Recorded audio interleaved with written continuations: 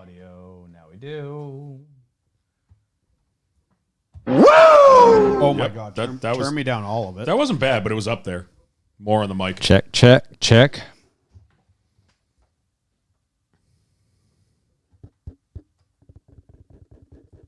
That should be good. Turn me down a little bit more, please. Down? How's that? Better. Yep. I need up. I You can't need up? hear myself. Yeah, keep going. How's that? Keep going. How's that? Go up one. No, that's good right there. That's Okay. Good. Yeah, that's good. Cool. I need a little more. That's perfect. Test the buttons again, Test. real quick. Woo! That's about right. Okay. We're good to go. All right, let me do the thing, Dan. Do the thing. Kyle, give me your phone. Like, pull up Drafty Car on your phone.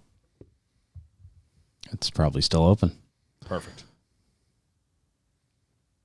Yeah, like, give me it. Like, it's going to be in the... Oh, you're putting it in the background? Yeah. What's up, everybody? How we doing? At the old pop-out chat. That. Close that. Do that later. Remind me tomorrow. You're going to remind me in 45 seconds. Your contributions are... Yeah. Okay. Hold on, I'm not done yet. No, I'm just getting all my ducks in a row here. Whack, whack, whack. That's that.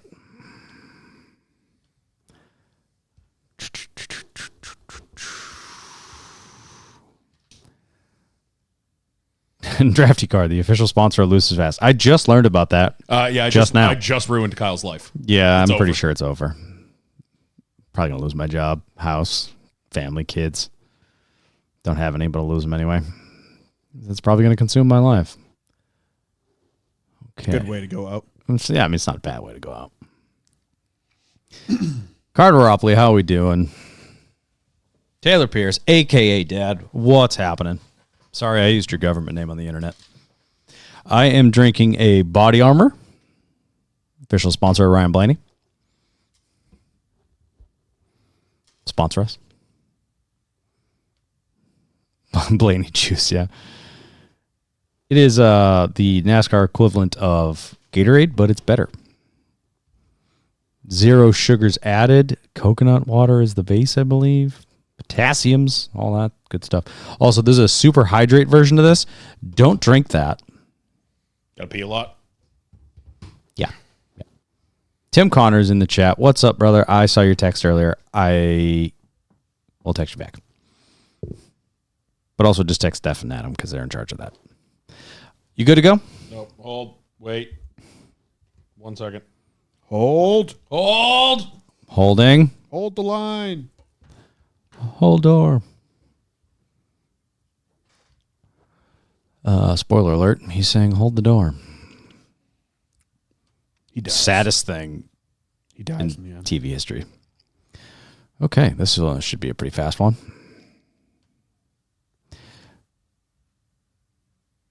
Do the thing. Woo! That thing or that one or that one? All right, we're out. Ready? Yep. I just punched the table. I went to adjust my shorts and just... You gonna be all right? Nope. Walking it off. All right, let's do this.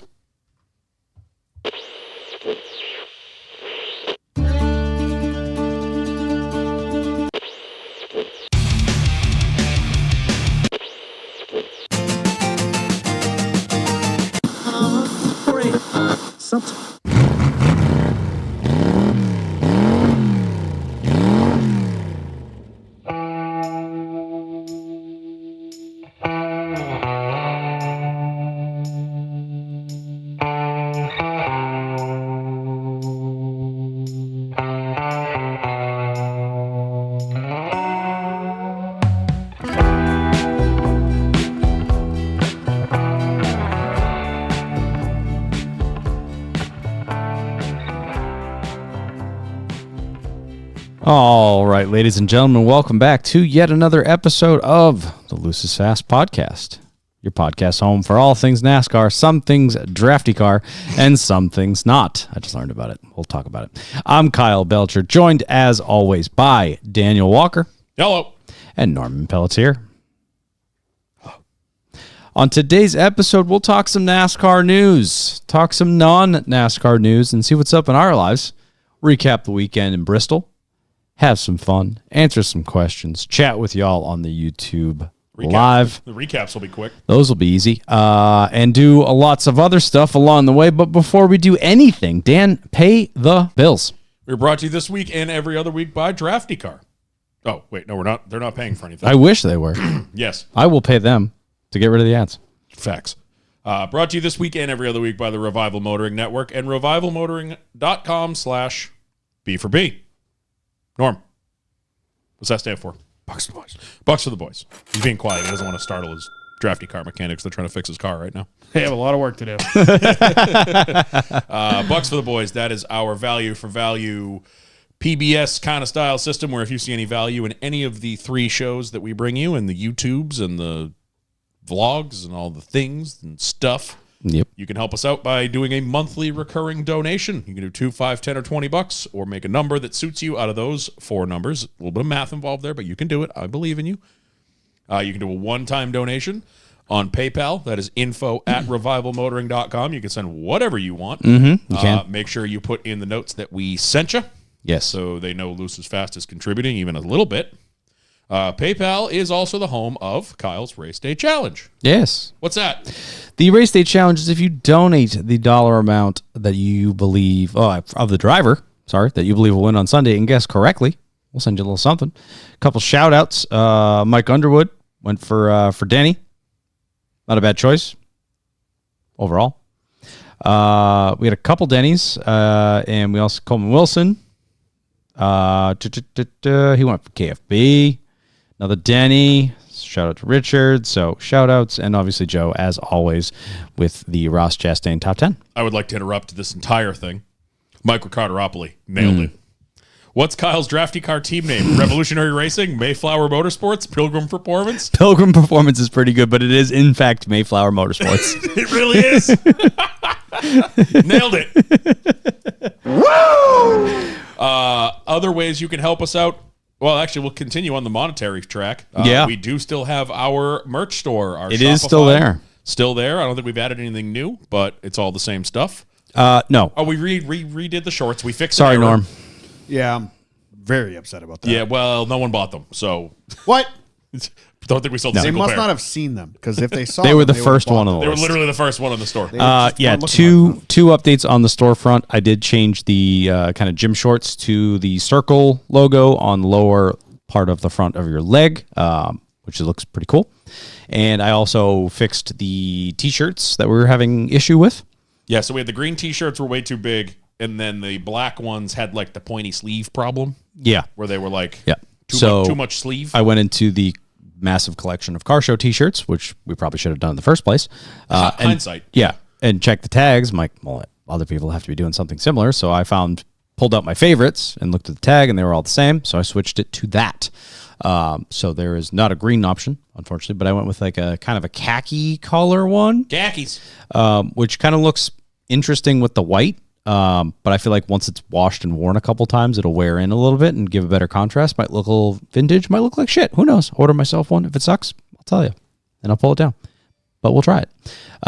So yeah, that's the updates on the store. Perfect. So go there, buy yourself some merch. We got all sorts of stuff. Everyone's been clamoring for flags and koozies and shirts, and we got all that there. So go check it out. The link to that is in our link tree on the Twitter and Instagram. Yep. Now for the non-monetary things. Yes, We love reviews. we do. We got another one. Yeah. Oh, Woo! double tap. Little double tap on Double that tap. one. Had to make sure it's dead. From Wednesday, the title, She's nice. Better Than DBC. Oh yeah. Low bar. From Mike is Vegan, one of our Discord friends. I also think he's the one that had the Denny bet. Yes. Yeah, I'm pretty sure he did say that in Discord. 5 stars. I honestly came here to see the 1-star review. It's like chatting NASCAR with your friends, highly informative and exciting. Just hope Dan doesn't choose your favorite driver for his weekly race pick. Hey. Sincerely, your only vegan fan. Hey, we support everybody here. We appreciate you. You love us, we love you. Yep. I don't care what you eat. Appreciate you. So go do As long as that. it's not me. Actually, he'd appreciate that if you did. See. Knock the cobwebs off that thing. Sorry. Sorry. God. But yes, I think your curse is over, by the way. we're doing all right. You've had 4 wins this summer. You have the most points in the playoffs, Yeah, but tied with Kyle. we got a big hole to dig out of. Hey, that's okay. You gotta do it, dude. I'm on a losing streak, dude. I have Martin Truex syndrome in the playoffs. Yeah, but I'm apparently. helping you by winning. So Yes. So Kyle should hate me. Well, we'll get into it. But yes, go on Apple Podcasts, leave us written reviews because those are really fun. You can go on Spotify, leave us 5 stars on Spotify. Both of those things help us climb the algorithm to someday maybe dethrone one of your favorite podcasts as your new favorite podcast. Yeah, do that. That'd be fun. Big shouts. Thank you, just sir. need Jeff Gluck. We We appreciate just you. need Jeff Gluck to interact with our tweets more out of nowhere. That'd be nice. That was fun. That was cool. Thank you, Dan. That's about it. All right, we'll hit our callbacks as we always do. TV ratings were absolutely abysmal for Watkins Glen. The football. least watched edition of that race in 23 years. Because it's never been up against football. Yeah, Because it's usually in August. 1.8 million. Yeah, usually in the beginning of August. There's no football Yeah. like that. We're going up against football Sunday now. It's fucked. Yeah, we're in trouble. Yeah, so down 20-something%. So 2.3 million last year, 1.8 now. So not great. But what is great is our race picks. Is it?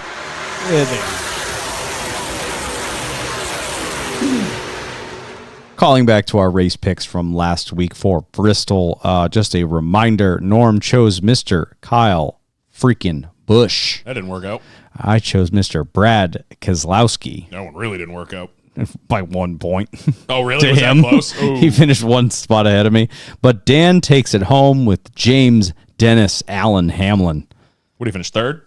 I think, Yeah, top 4. No, Top fourth. Bubba passed him right at the end. Yeah, you're right. Bubba did pass him yeah, at the end. yeah. So the curse is over. I was really hoping for a 2-pointer. Well, I mean, it was a 1-week curse because he won Atlanta. So. Yeah, I was really hoping for a 2-pointer on that one, but that would have been helpful. it didn't. Well, that's honestly like I said it when we picked. Like that's what I was basing it off of. Like the first person going is going to pick Denny, and then the rest of us are just a throwaway pick. Yeah.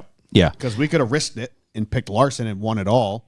But are you going to risk picking Larson when you know this is Denny's best track? Exactly. I had Larson written down, but when you picked Denny, I'm like, all right, the Denny Larson battle. If Denny edges him out, I wasted my Right, Larson yeah. pick. Larson's so. going to finish Yeah. second Yeah. Yeah. to Denny. And then you You're get fucked. nothing. Yeah. I award you no points and may God have mercy on your soul. So that brings our scores to Norm still holding point with 17 points. I 2 behind with 15 and Dan with 7. Lacey is in charge. He could win this. Yeah. Pretty sure I'd have to win. No, Yeah, there's a path. There's a path. You could easily. 7 races left. You have to win at least, 2 of them? 2 of them. Yeah. Yeah. Yep. You Yeah, win that's you win 3 races, you're in this. True. Like to keep things interesting. Yeah. Still going to finish last, but maybe Yeah. we'll have a last gasp at the end here. Hey. You never know. Listen, it's not about how you start the season. It's about how you finish the season. Exactly. Unfortunately, the points did not reset, so it is actually about how you I kind of start wish the points reset, but it's okay. Yeah. All right. So we got to look ahead to Kansas. I finished last with Brad Keselowski, who was an absolute non-factor and completely useless, along with his RFK counterpart. They didn't show up at all. Which is a surprise because they should have been good. Yeah, and he's usually very good here. I thought that was a halfway decent pick and praise that Denny wrecked or something happened, but nope. He just oddly enough wasn't even there. Nothing happened in the Didn't whole race. qualify well, didn't race well, just wasn't even there. And KFB, I don't even think I saw him on the broadcast The F once. stands for free pass because he got about 50 of them. To the Like he was so bad, but he was always right on that cusp of getting like back in the lead lap. I was Yeah. like, so if Denny fucks up, there's a chance. Yeah. So I am going to take the same pick that you won with and take Denny, who is the best at Kansas in the next gen era. So I'm taking James Dennis Hamlin. Norm gets to choose second. Where are you going for your pick for Kansas, This is gonna Norm? be like one of my first real picks of the playoffs. And I'm going to go with Mr. Chase Elliott.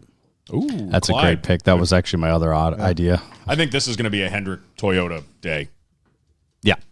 I mean, it usually is. Usually is. That's Yeah. most tracks. Yeah. I mean, in terms of driver averages at Kansas since the next gen era, Denny is the best. Larson, then Chase is after him. Yeah. So good picks. Be a tight one. Dan, who you going with? I'm going to go with a guy who should be good here. Had a rough race in the spring. I think he finished in the 20s, Teardown was saying. But he needs some momentum. I'm going to go with Mr. Tyler Reddick. I was going to say, I guarantee Dan's pick. going with a 2311 car. Yeah. I was back and forth between him and Bubba, but like Bubba's running really The strong 45 right now. is the gifted car at Kansas. Exactly. But I was going off the last race results. And it was like they finished like both 21st or something. So I was like, I don't think 2311's the pick. I'm going to go with it. I'm going to go with Going Mr. Tyler with Reddick. Tyler Reddick. All right. This we'll should be lock a good it in. one. Short King. This should be us all battling inside the I top think so. 10. Yeah. So Yep. it should be a pretty exciting race for race picks. Yeah, this should be a good one to watch. So we will see how it shakes out. Recap for Kansas. I have Denny. Dan has Reddick. And Norm has Mr. Clyde Elliott. Since we're still kind of in the callback section, Carter Opley brought this up, even though it's technically for next week. I don't know where the hell he put it. They already came Buy up some with time. No, that's not interrupting at all. That's cool.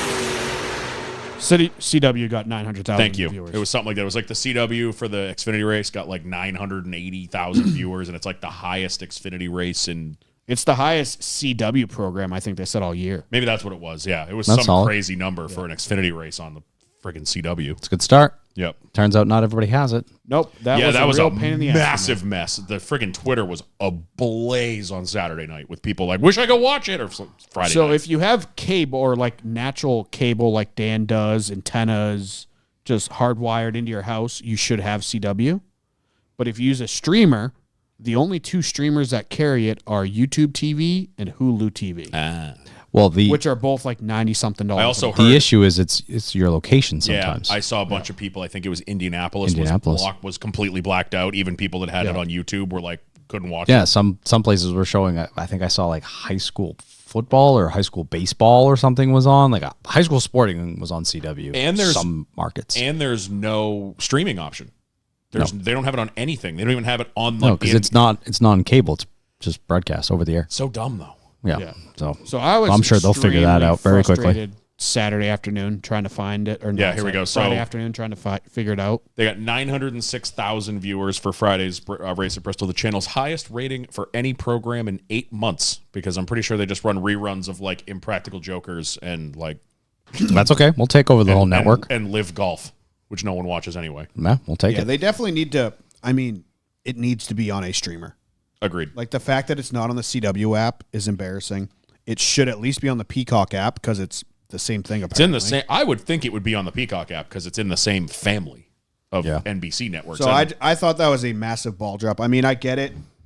People have been saying, "Oh, like old school NASCAR fans, we want it on cable TV. That's where we want to watch NASCAR." This answered that call. Because this apparently the easiest way to get it was cable TV. Earlier this year, my dad got rid of cable, and I've been dealing with nothing but like, where do I find this? Where do I find this? And I was waiting for it on Friday night, but I think he has Hulu, so I was like, all right, good, he's got it. Yeah, we use Sling, which I thought was through Xfinity, so I assumed we would have it. It's not on Sling. And then my parents have Fubo that my dad borrows from like my aunt and uncle to watch the Bruins games. Yep. And they looked, and even for me to get that, they didn't have it. You had to buy an expansion on Fubo to get it. What does EA Sports run this thing? Jesus. So my dad was like watching it. He was watching Dale Jr.'s in-car on his phone. That's what I was doing. He's for a like, little I while. have no idea what's happening, but what's Junior doing with his helmet? Like he's just like asking me was these a mess. questions. Yeah, We'll get to they it. had they had Junior's in car live on YouTube on NASCAR's YouTube, and then if you went on the NASCAR app, which I don't pay for, a bunch of people were talking about listening to his radio, and I went and checked the app out, and I didn't realize they have a couple free in cars every. The NASCAR app, dude, has 3,000 times improved over the past. It couple actually years. was. It was pretty nice. It used to be not worth having, but now it's like I get almost everything through the app. It's so good now. Yep. It's very, very good. If you don't have the NASCAR app, you should. It Because needs it's to get fantastic. to the point where we can just freaking watch races on it. Yeah. Yeah. Because this shit's getting too difficult. Like the CW thing should have made it easier. I would think But in today's day and age where everyone streams and it's not available on most streamers, that's a pain in the That's butt. a pain. Yep. I was almost, if it was the Cup Series, I would have upgraded to Hulu Live TV. But I'm not paying $90-something a month for Hulu Live TV To watch Xfinity. to watch Xfinity and all the deals through Hulu. I was looking at them like, you buy live TV, you have no choice but to have now ads on Hulu or something. Yeah. Like I was looking at all the option plans and I was like, this is so back-asswards. Yeah. Like all their bundles and stuff like that, nothing made sense. Now we'll get to the last segment of callbacks, in which we always do. Some people love it. Some people hate it. Everybody loves But it. we call it Norm's Scheme of the Week. What do you got for the folks, Norm? What do you love? What was great? were What some wasn't? bangers out there this weekend, to be honest. I didn't watch enough. I watched more of the Xfinity stuff this weekend than I did the Cup stuff. So I have one winner, but there were a lot of good ones. What do you got for honorable mentions? Trying to think. The 7. I'll give that credit because you guys gave me a hard time for not picking the 77 last weekend. I think it looks great. I think it's a cool looking scheme. It looks better with simple, the 7. clean. Chase, this car's horrible. The 10's hot. Oh, Yeah, I like the So black and Winchester, red and it has like a Winchester. ghost W on the door. yeah. That's super cool looking Yeah. scheme. Did you see Noah's reveal of the scheme? The How he was a 12? YouTuber? Yeah, The 12 word scheme, that is forever going to be one of my favorites. it was a hitter. The rush scheme has grown on me. 16 is always a good scheme. 17 white. 19, I like this scheme a lot. He's right. The 20. The DeWalt schemes The honeycomb? have just like improved. I so like how much they're this doing year. something different every time they Yeah. run it. It's not the same thing. This one is just like, how much effort would it be to make the 20 fit in the black? Yeah. Like it's just a little out of place. Painted side skirts, though. And 23 is my scheme of the week. That's a good Oh, one. I hope you're listening, I Kyle. love that scheme. That is a is it Kyle Williams? Hold on. I was actually he posted this, that he did this scheme, and I said that we were in love with it, and he was like, yeah, Kyle Williams. Sorry, I couldn't remember. I had a brain fart there. He posted that the other day. He was actually excited because he was there to see it. Yeah, I was like, incredible work. It looks so good. He goes, massively appreciated. He's like, thank you so much. I was really excited. Everyone went for the idea to essentially port the 1920 scheme over and then make it add mobile to it as well. So Yeah, it's like an because this older is scheme. that Ryan they just Truex has run this in the Xfinity shifted series. it. Nice. Yeah. He's run the Toyota Care Plus or whatever it is in the Xfinity series, and it looks really good on the 20 Xfinity car. But with the Mobile 1 and just the red horse on the side, I think It's they did sick. a really good That's a job. terrible photo. It's a really bad picture on J-Ski. Yeah. Yeah, But it I is. think when I saw the render of that earlier this week, I was like, oh, that's a Yeah, there strong were a contender. couple good schemes this weekend that I hated not picking, but I just fell in love with this scheme Yeah, immediately. that's a good pick. For 31 sure. Dorito scheme was cool. That was- The Yeah, that was Dorito fun. I scheme didn't was like cool. that one. I feel like you could do so was fun. much better. There was Yeah. a couple good schemes, but the 23 23 definitely by stood out. far. Agreed. All right. And now we'll head to the Some Things Not segment, where you can start skipping 30, but we call it Learning lane. off track. Oh, God. Was Bringing it back. Throwback Norm, what do you got for the folks? Went four wheeling this weekend. It was pretty, Yeah? it was pretty I heard you uneventful. bought a new backpack. Yeah, it cost me $10,000 in future back pains. I liked Kyle said, how'd you like wearing it as a backpack? And then I doubled down with, so you decided to switch places with the quad? You just wanted to see what it Yeah. felt like to be the bottom for Your once? turn. Shiny Your turn. shiny side down for a change. So funny enough, I pulled it out last weekend and kind of went through it, made sure it was good to go because I was expecting my dad to want to ride this weekend. So you haven't done it that much this year. Yeah, we don't really ride that much during the summer because it's just you go out and you sweat your balls Yeah. off and it's not that much fun. And I ended up bumping into my buddy at the grocery store earlier this week. And he's like, "Hey, we're going riding on Saturday. You in?" What were you buying? Monster, ham, and I bought some popcorn. I think Okay. Girl good lineup. dinner. consumed it in the parking lot. And I bumped into my buddy. He was like, "Hey, a bunch of us are going out Saturday. If you want to go," I was like, "Yeah, I'll go." So I went and met up with them. Unfortunately, my dad couldn't go. He had my uncle's birthday party to go to, which I darn it couldn't make it. You're Actually, terrible nephew. it sounded like a good time, but I was like, I haven't ridden my four wheeler in months, so I'm gonna You go. had a much better time. So I went out with some buddies. People are gonna laugh like, "Oh yeah, big whoop," but like, I don't ride a four wheeler like most people do. Like go putts out and look at the scenery and stuff like that. Like I'm doing like rally stages when I'm riding. Yeah. Like I'm going like 40, 50 miles an hour through like trees that are like scrubbing my tires on both Yeah, sides. through. And shit like that. You Through, tried. up, over, underneath. You know all of that. I'm the same. Like years ago, I did that back when Steph's dad and uncle had matching four wheelers, and they let me and her take them out at their old lake house. We came back. I was head to toe covered in mud. Like couldn't even see what color the machine was, and hers was like pristine. Yeah. Hers was broken. Yeah, like, I was it's the same thing. Like people, Matt Aubrey, for example, went snowmobiling with Doug and his dad, and he's like, when I picture going snowmobiling, I figure like we're gonna go out, look at the scenery and stuff like that. Like, no, we're doing 100 on the across a lake. bars the entire time, holding on for dear life. Yeah. Your shoulder's gonna fall out the sockets because you're holding on so Yeah. hard. That's how I ride a four wheeler. So I went out with, there was 5 of us, I think, 4 behind me, 2 guys on like 500 KTM enduro bikes who can ride. Yeah. Like one of them's an ex-stunt rider. Like he's fucking insane. 2 buddies behind them on four-wheelers. My buddy Jeremy, who just bought a brand new Sportsman 850, gorgeous bike. He can ride pretty good. And then the guy on the tail, Alan, he's just there for smiles. He's not really that gifted. Miles per miles. It's maybe. more like follow him because it's entertainment. Yeah. Because he has no idea what he's doing. But I lead because no one can keep up with me. Where we go, it's one-way trails. So they're narrow. You never but have to worry about. no oncoming Yeah. traffic. But they're all little separate loops. So the loops we hit are 7 to 10 miles each. So we blast through those, we get to the end, we meet up, regroup, hit the next one. Kind of like little intersections in between. So I'm normally coming out of these trails a good 5 to 7 minutes before everybody else. Like I said, I'm You're pretending somebody's standing there with a stopwatch.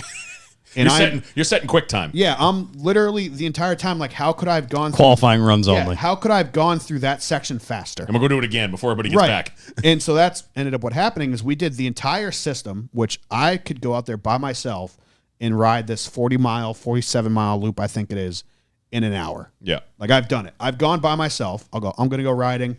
And I get back to the truck and like I'm packing up and I've unloaded an hour and a half ago. Yeah. Like this seemed like a waste of time, but I just did a lot of riding.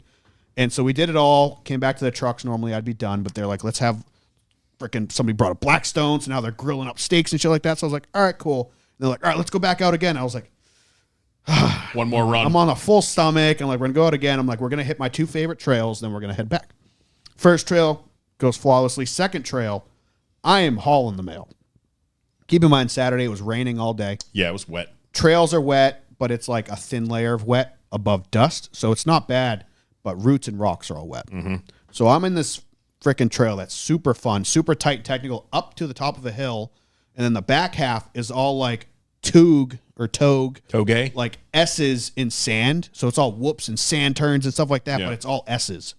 So I'm in a tree bit on the downhill, flying down, coming down a straightaway to a hard 180 degree like corkscrew down a hill. So it's a 180 degree turn down a steep hill into a hard left-hand turn into the sand. I already hit this section of trail once today. I know what I'm doing. I've been going to the same set of trails for 8 years. I just hit the brakes expecting to kind of slide in a little bit, like drift in, point down the hill and shoot. Yep. Like that was my intention. That's not what happened though, is it? I come in hot. I'm probably doing 40 miles an hour, slam on the brakes to come down to damn near a complete stop to turn and cut in.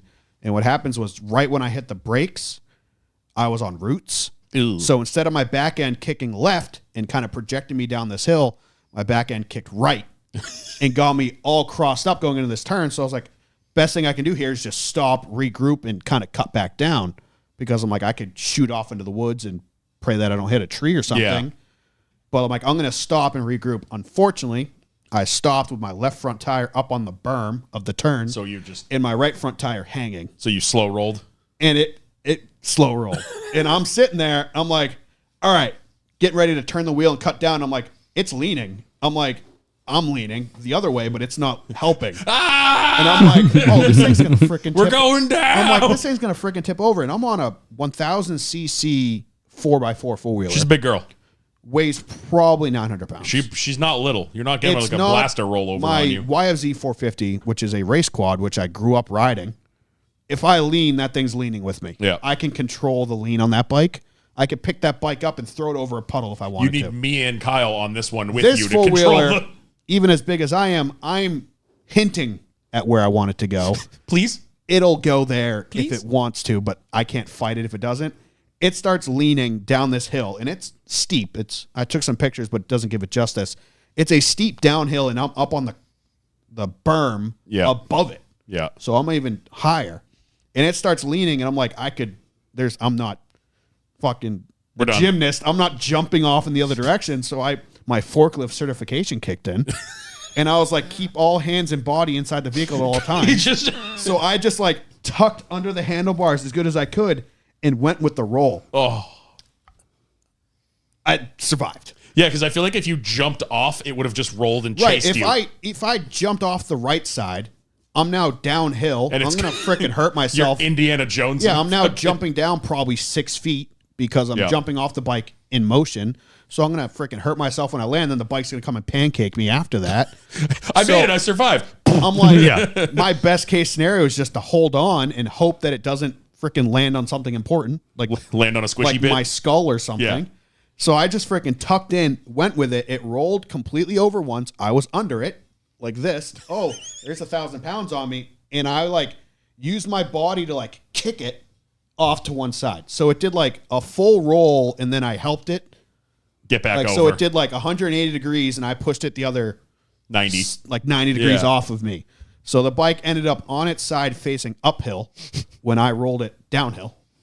So it felt good. I'm sure that woke you up. My leg was stuck under it for like a split second. I was like, oh, no. Like peg through the fucking... like, I don't want to be stuck under this bike. Yeah. So I kicked as hard as I could and pushed myself away from it.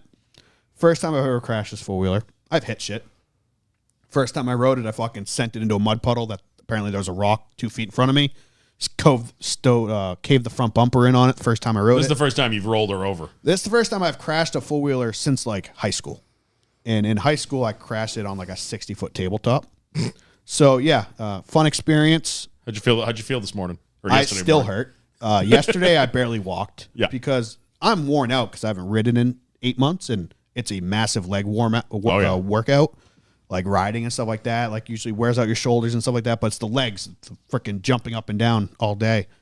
But today I was sore, and I was walking, standing up on. How my bad's feet the bike? all day? Plastic damage. I broke one of the fenders. I lost my $4 Amazon mirror that I've become emotionally attached to. That's now gone. I can't find mechanical issues. I have a feeling there's something. Because on the way back, like you're driving your car and you hit a pothole or something like that. And you're like, that noise is new. That noise is different. It's never done this before. Like the entire time on the way back, which I pussyfooted all the way back to the truck because I'm like, I'm done. Pissed off. There's a little bit more to that as well.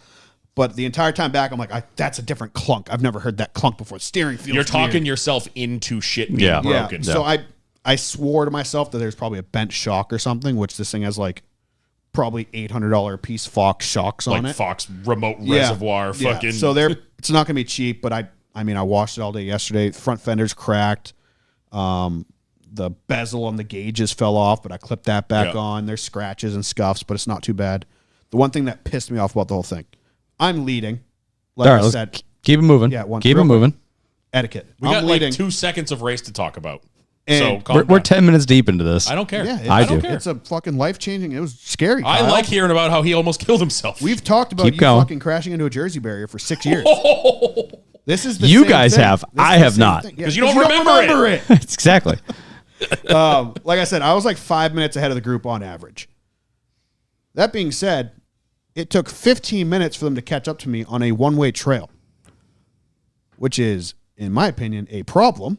Because if I have a problem, if you were like in a bad stuck way, underneath the fucking machine, I was pissed. You were bleeding out. So you got to wait apparently, 15 minutes. one of the guys in the back had a close call, and they all decided to take a break in the middle of a trail, which we've never done. It's you take a break at the trail ends when the whole team gets back together. Yeah. They took a break in the middle of the trail, so I'm sitting there. I can't flip my bike over. It weighs almost 1,000 pounds, and it's laying uphill, so you have to lift it uphill. Yep. If it was flipped the other way and it was like teetering downhill, I could tip it over. But it's like shiny side facing downhill. I couldn't lift it by myself or wanted to try to because it's heavy. I'm going to hurt myself doing that. So I'm sitting there for like 10, 15 minutes and they all, what happened? Like, I've been fucking flipped over for 15 minutes. I died. Oh, that's crazy. Yeah, we were like a quarter mile that way taking a break. I was like, in the middle of the trail? Yeah. Like, I was so pissed about that, but I was like, it is what it is. But that's, like, there's certain rules when you're riding, and you don't stop with only half the group. Yep. Like, it's that's the same. dumb. Well, I did the same shit when we used to mountain bike. It was very similar. You wait till a trail intersection, and that's where you regroup. Yeah. That's where just you like when you snowboard and it's stuff same like that. with Yeah, snowboarding. like, there's certain rules. Like, you don't pass somebody in an obstacle. Yep. Like if somebody's having a hard time getting through a rock section or a mud puddle, Let them you sort don't their pass shit them, out, yeah. because you're just gonna fuck everybody else up. Yep. And that was one of those things I was like, I could have been stuck under this fucking thing. I was close to being stuck under it, and you guys were fucking shooting the shit having a fucking Mountain Dew Yep. 3 miles back. Didn't even bring you a Mountain Dew. No. But yeah, that was Motherfuckers. my Yeah. fun weekend. I'm sore. Well, I'm glad you're okay. I'm not That's the injured important part. Sore. I think it's mostly Pride. riding sore, The pride. but I'm sure having a 1,000-pound four wheeler on my back as I'm rolling down Probably the didn't mountain hurt. That didn't help. Yeah, probably didn't Yeah. help the bones. You'll find out like in a day or so which parts are just muscle sore and which parts are broken. Yeah. Yeah, like Yeah. nothing is broken. I did hit my knee at some point, but it swelled up for like an hour and then went away. So I don't think I have any. Good. Well, I'm glad you're okay, injuries. Yeah. and I'm glad the bike's mostly okay. Yeah, I'm selling it. Getting a new one scratched. Dan, what do you got? Well, I didn't do anything like that this weekend. I didn't hurt myself. Yeah. Maybe not physically. Pussy. No, I take that back. I did hurt myself physically. Take that back. Oh man, did you try to jump a puddle? Nope. Not a whole hell of Tripped a over lot. the cat. I mean, Saturday morning we had to do the yearly bring the camper to the old Deerfield Fair, Oh, the DFL yep. Fair. which this is the 4th year. It has been a different procedure every fucking year. And That's it is fun. ridiculous. You pull in there, they open the gates at 8 o'clock. Well, people start lining up apparently. I think some guy slept there. We showed up at 7:15 and we were like 40th in line. I'm like, what the fuck? And it's the greatest. Steph called it. So none of you ever met her dad. Well, I think you did at the wedding. Yeah. She goes, look, it's all Gary. We're waiting in line. It's a half an hour before the gates open. It's just a bunch of like 60-year-old white dudes standing on the other side of the road from their truck, just staring at the gate with their arms crossed. Like they're going to miss something. I Yep. respect that energy. And there was Yeah. like 10 of Big them. dad energy. And then Yeah. you see Oh, yeah. one of them makes a move and they all run to their trucks to move it like 5 feet forward. I can picture and them then too. they go back out. They're all wearing tucked in white Yep. t-shirts. Yep. Phones on their Yep. hips. It's got to be a mix of like New Balances and like cowboy boots or that kind Work of boots. festivity. Work boots. Work boots. Yep. But I could picture that group of dads. Yep. So Yeah.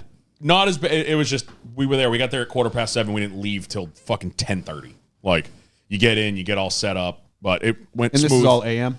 Yes. I was up at 5:30 in the morning Saturday morning. So I know that's late for Kyle, but some of us do that every day and have to go to work. So we like to sleep in on the weekends. Yeah, I can't do that. I had to force sleep in on Sunday because of Saturday night. I did not watch any of the cup race because I was at my wife's cousin's wedding. A bunch of firefighters at a golf course. Didn't realize it was open bar till we got there. Well, it was open bar during dinner. Like it was sectioned. Like we paid for a little bit and then it was open and then you paid for some at the end. Rough night. Oh yeah. Oh yeah. Especially, it was much like Scumbag's wedding where it was the same bartenders all night and they recognize if you're rememberable. You're a repeat customer. I didn't have to wait in line once. I'd be like 8th in line and she'd look at me like over the people and just kind of glance at the bar and there'd be 2 Bud Heavies sitting on the bar. I was and going I'm to say, like, you're leaving the Deerfield Fair where you're double donut guy, yep. and you're going to a wedding where you're Bud Heavy guy. Just like Steve's wedding, because the guy at Steve's wedding was Yeah. the same way. He had our beers ready. If he saw us walking towards him, he was opening them. Yeah. So like she would look over the line and give me that like kind of look down at the bar and there's two beers sitting there. Thank you. So those flowed freely. Nice. Tried a new drink. Some weddings they do like the couples have signature drinks. Yeah. Working on mine right now. So they did one for their dog. Is it just a Busch Light? I hope so. No, it's just a whiskey It's ginger. a Busch Light in a frosted glass. Like, this is our couple's drink. It's a Busch Light in the camo can. It comes with the koozie. So they did one for their dog. Busch Light in one of the double hats. Yeah. Oh, yes. They did a drink for their dog Ember, who was in the wedding. They have a same Dude, dog. what the a same, sick name for a firefighter dog. Ember, because they're both firefighters. So That's That's dope. really she's good. the same thing as Rocco and Frankie. She's just all brown. She looks like a skinny lab. Right. So She she's was- a burnt GSP. Yeah, she's in the wedding. Ember. She left right after, but her drink was called the tennis ball. It was Mountain Dew and vodka. Wow. I'm looking at it. I'm like, now I'm already fully-ish in the bag-ish. That already has a name. It's called Dude. And I'm talking to her cousin, and I'm like, what the fuck? I'm like, that can't be good. He goes, try it. He goes, it's strikingly good. I'm like, Yeah, Already- it's Mountain Dew with booze in it. I'm already kind of Pretty drunk, so straightforward. try it. It was actually really good. Yeah. We found out my sister-in-law has never shotgunned a beer. This was Steph, by the way. Has now? Stephanie was in rare form. You guys, I don't even think you've ever met. shotgun to beer. I don't even think you guys have ever seen Stephanie in this form, but she pulls me aside. She goes, Lizzie's never shotgunned a beer. I was like, yeah, so whatever. Next thing I turn around, Steph's walking back with a Bud Heavy and 2 Miller Lights and I was gonna dragging say, her sister The outside. Bud Heavy scared me for a second. Oh, that was mine. I did that one. Like, that's gonna be your first time? So I let them do it. They got the keys. They popped the keys, and we almost killed her. She was like, almost puked on the golf course. Like, it was bad. Nice. And then they just look at me, and I'm like, you guys need a key? And I just bite a fucking hole in it. Not even a drop You on went my full. suit. You went full teeth. Oh, fuck yeah. Attaboy. That's the only way to We used shotgun to a beer. thumb it. We No, used you to do just thumb. no. It's way more fun to bite the can. I like doing the thumb trick 'cause people get really amazed by it. If you just catch the air pocket right and just pop it through. No, I just bit it. It was. I way use more my fun. knife. At one point, they were taking pictures out on the driving range. I texted you at this point. I was already a little buzzed. Yeah. The whole groomsmen and the bride were taking pictures out on the driving range. So me and Steph go walking out there. Steph almost gets in a fight with the wedding coordinator. She's like, I think they just want the party out there. And Steph's like, I'm family. Shut up. And just walked right by her. Because they was all their own clubs. Like, somebody had them in their car. Yeah. So then they just started hitting balls and shit. I text Kyle. I'm like, just smoked a 5-wood in a full suit, 5 beers deep. This is great. Hell yeah. I was having fun. But yeah, we got home.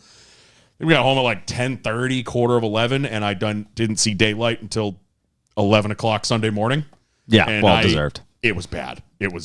I haven't had a hangover like that in a while, and I don't know where. I think I didn't eat a lot. That was the problem. That'll get you. Played golf Sunday afternoon, and at one point I was sitting there and I went to like line up a putt and my hands were shaking. I was like, oh, we're not having fun today. We are not doing good. But so yes, I did physically hurt myself, and it was I feel like I recover better when we're like doing this at Pocono and stuff because we're eating a lot. Yeah. You know? Yeah. We eat well. I woke up Sunday morning and I didn't even want to touch food. It was one of those. I was like, Oh yeah. I'm like that every time though. Any food I could think of, I'm like, that's not gonna sit. That well. ain't it. That ain't gonna work for me. So, but yeah, great weekend, and I was a little bummed I had to miss your thing for this because I probably wouldn't have gotten as drunk. No, you would have. Okay, 10-4. So I had my wedding shower this weekend. Neither of these two idiots showed up. Thanks a lot. I told you. Invited. I thought wedding showers just for the wedding party. No, you got an invite in the mail. See, you say that. I didn't. I didn't even get one get either. a formal wedding invitation. In the mail? Yeah, I didn't get one of those. I got a save the date and a formal wedding invitation. See, I didn't get a formal. I wonder if I have your looked, address wrong. because I got the save the date. Huh.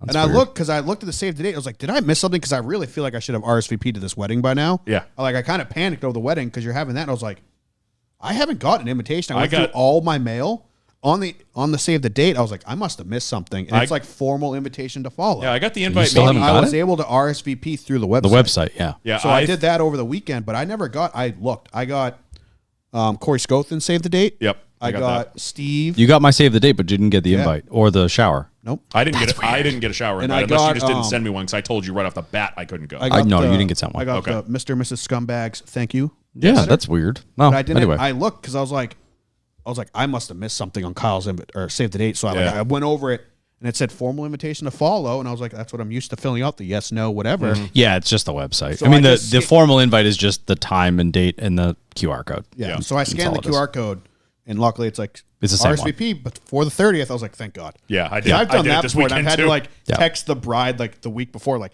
hey, I totally forgot to mail that to you. I'm coming. They're like, we already put you in. You're good. Yeah. Yeah, yeah. Yeah, because I told did you, the same I thing. told you right off the rip that because I knew we had the wedding that day. So I had the wedding shower on Saturday, which was awesome. You looked incredible. Thank you very much. Appreciate that. So yeah, that was awesome. A lot of people showed up. We had a really good time there. The maid of honor, Sarah, did bridal Jeopardy. We had saw to pick that. 4 people, and they had to answer questions about us, like who knew us the best and stuff. So she did like the trifold board saw from the board, yeah. Science Fair, which was hilarious, and had questions about Steph, questions about me, questions about us, and then questions about Bodie, which was awesome. My sister murdered everybody. So it's like Jeopardy / the game from Friends. Yeah, kind of. Yeah.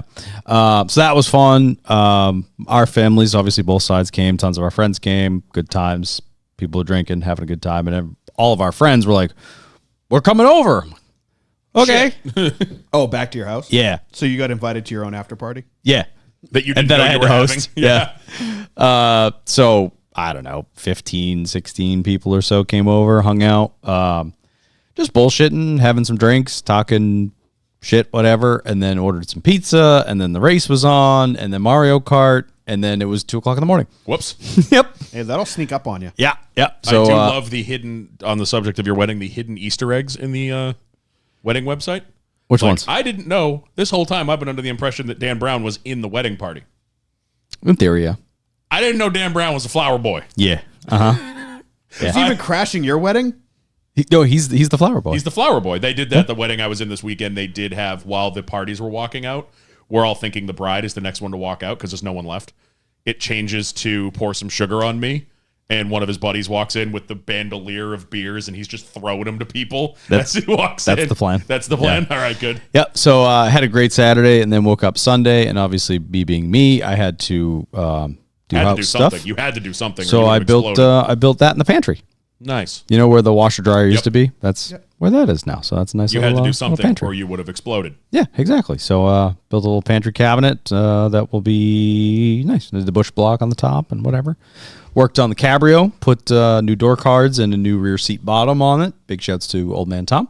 Yes. Picked up some parts from the car he's scrapping, so I got nice fresh door cards that aren't floppy. Oh, and you will be happy to know I finally ordered my suit. Attaboy.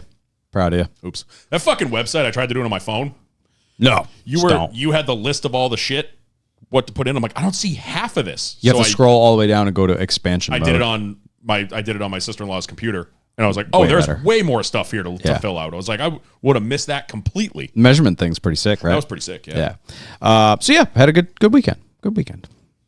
I think that's about it. That's pretty much, Yeah. And sorry that we bored you all to tears, but you can we'll stop get back to it. Skipping now. Breaking news. The news. And you can start crying now.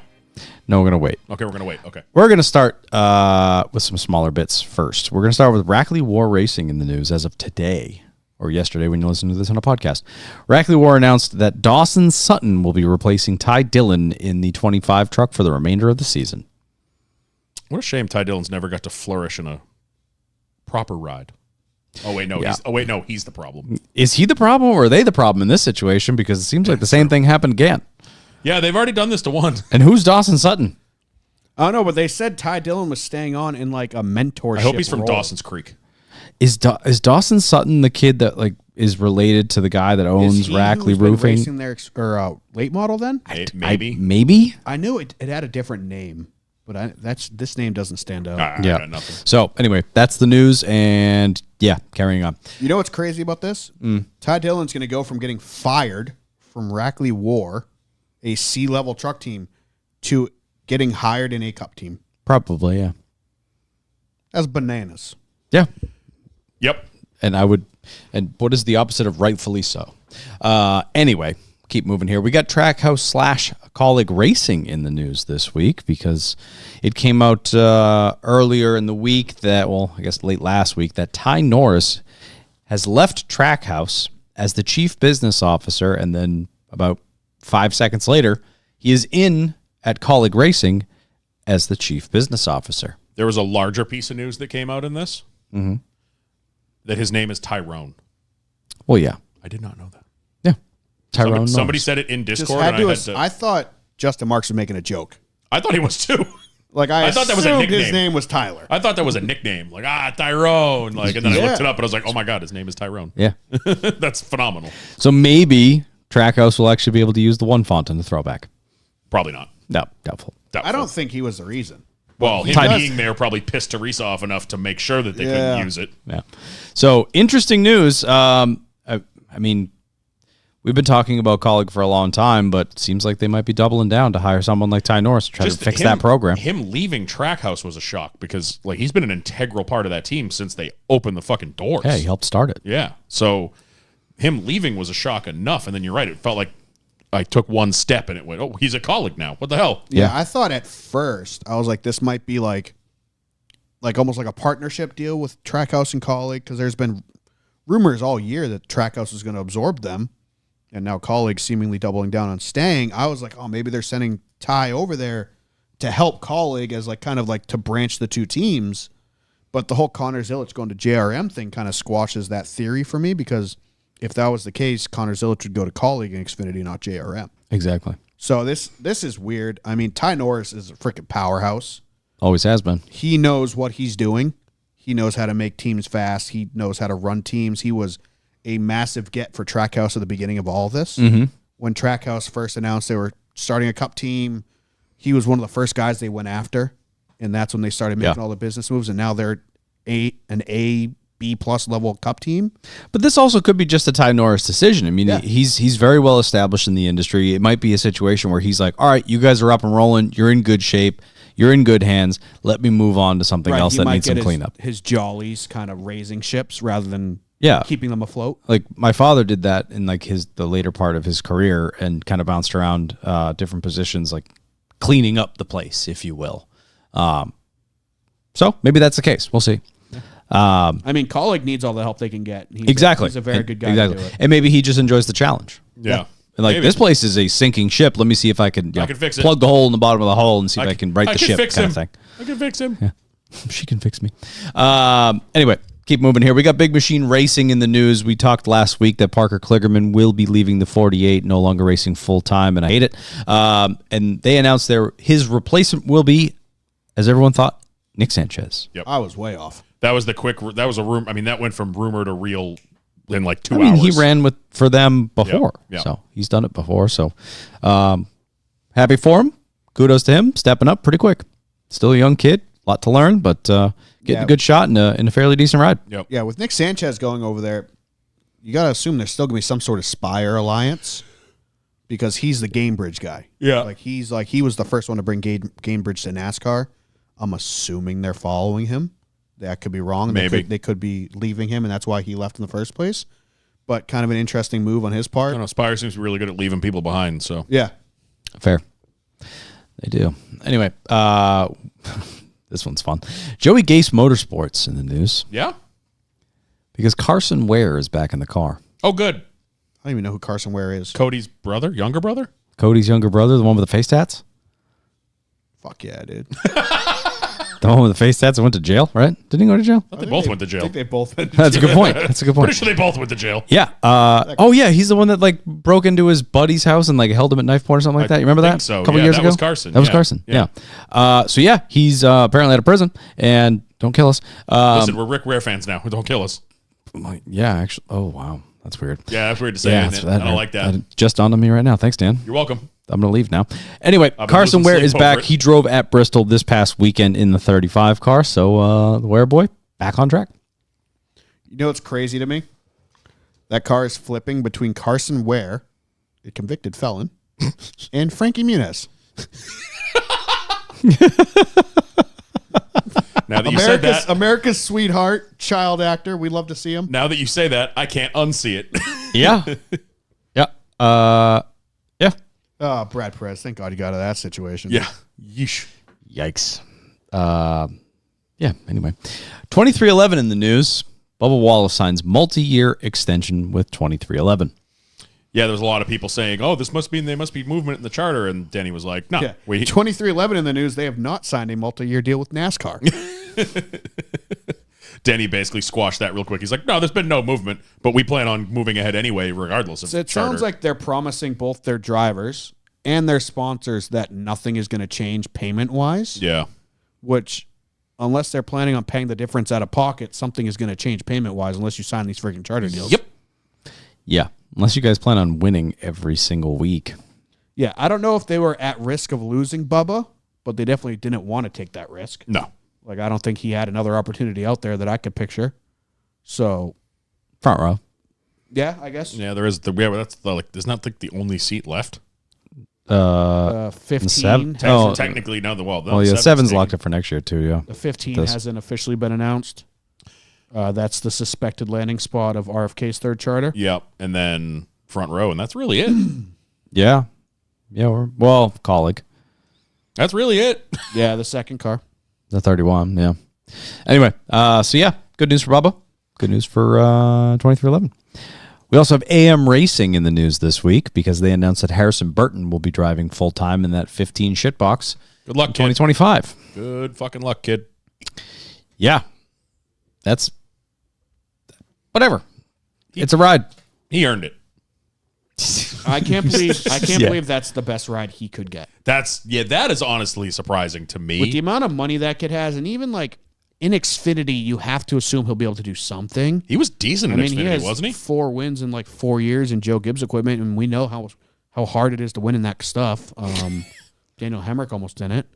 Yeah, he was there at during the Xfinity race on Friday night, and they interviewed him. He's like, "Yeah, I'm looking forward to helping them improve it was the program." very much and a Ty Dillon Spire interview. Kind of missed that This whole thing. is where I always imagined my career. I wasn't really listening because that Wood Brothers hat he had on, fire. I was just staring at that the whole time.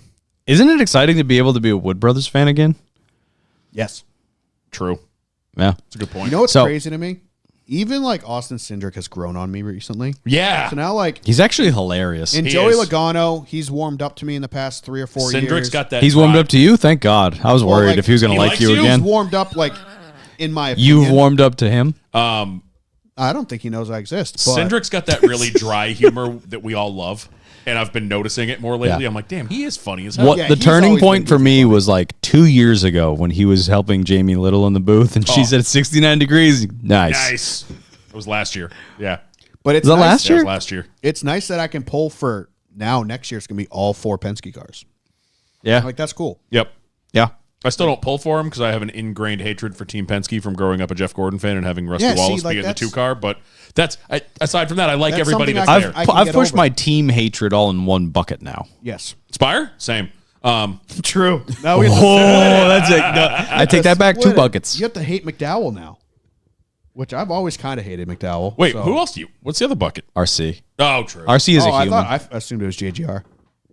I mean, I don't like them. That's where most of my dislike goes. There's not a And now with strong, Truex leaving- strong disdain for JGR. An I annoy- respect an what they annoyance? build. An annoyance. Yeah, yeah. Because I like Sheldon Creed a lot. It's like I can't totally dislike them. Yeah, but he's going to Haas next Yeah, year. we'll see how my feelings change next year. Like I don't particularly See, the problem is I'm going to have to love Haas because my boy see. I don't. Officer Cold Custard, but Stop resisting. now I got freaking Sam Mayer over there freaking muddying the waters in the Xfinity series. So I don't even know how to feel about the Xfinity team. Cole, stop Like I have resisting to Custer. pull for Sheldon Creed. That's my boy. dude. Yeah. But Sam Mayer. Yeah, that's a problem. What are they running? What numbers are which? 41 and double Yeah. zero. I think Sheldon gets a double zero. And what's Custer running? 98? 41. 41. 41, 41 that's in Cup. right. Which Yeah, I hate. two I think- 41s. I think he should have taken the double zero. That to double Cup. zero should have gone. Oh, we to still Cup. don't know where Herbst is going. Nope. No. That's the missing charter. That's been the rumored 2311 third Yeah. charter, but they Well, there's don't still have 2 any missing. charters. So No. 2 missing. Well, there's 1 missing charter. No, Front Row and Trackhouse both bought charters. And then we Haas don't is keeping technically one. know where Trackhouse's charter came from. But Haas there's is- only one Well, place it there's comes one from. charter left. There's There's- 1 missing still. there is one Right, that is that's unaccounted for. That's the Riley Herbst one. But that's also the rumored RFK one. No, the RFK one is the 15. Oh. The Rick Ware You're right. charter is supposed to go to RFK, and then the Cody Ware car would be a part-time True. entry. Good call. Forgot about that. Oh, unchartered part time. That makes sense. And then they won't lose it when NASCAR takes it away because they suck. Okay. We can't talk like that anymore. I don't know if that's even a risk because technically this year, the 21 won. Mm-hmm. Let's say this year it'd be Wood Brothers on the chopping block. Nah, but he won. Yeah. So it's All right. going to be either the 15 or the 16. We'll get to the last piece of news, the big piece of news. Rick Ware Racing, Inspire Motorsports had a joint Press conference. announcement, press conference, thank you, that they will be swapping drivers effective now. As soon as Bristol is over, Justin Haley and Corey LaJoy are packing their respective things and swapping seats. Corey LaJoy will be moving over to Rick Ware Racing to drive the 51, and Justin Haley will be moving over to Spire Motorsports to drive the 7 for the remainder of the year as well as next season. Yeah, Haley has signed for next year. Corey, they have not. I listened to most of Stack and Pennies on the way down here. He was not talking like it was only a 7-race thing. It sounds like with the quickness that this came together, that they still have some shit to work out. Like that this might be imminent. We just don't know yet. Yeah, it might be just they couldn't officially say that. He literally said he was at Skip's house. I don't know if you listened to Stack and Pennies all. Said he was at Skip's house like Tuesday night. He got a phone call from Spire talking about like, hey, we've had a lot of great momentum the last couple weeks, basically getting the old attaboy phone call.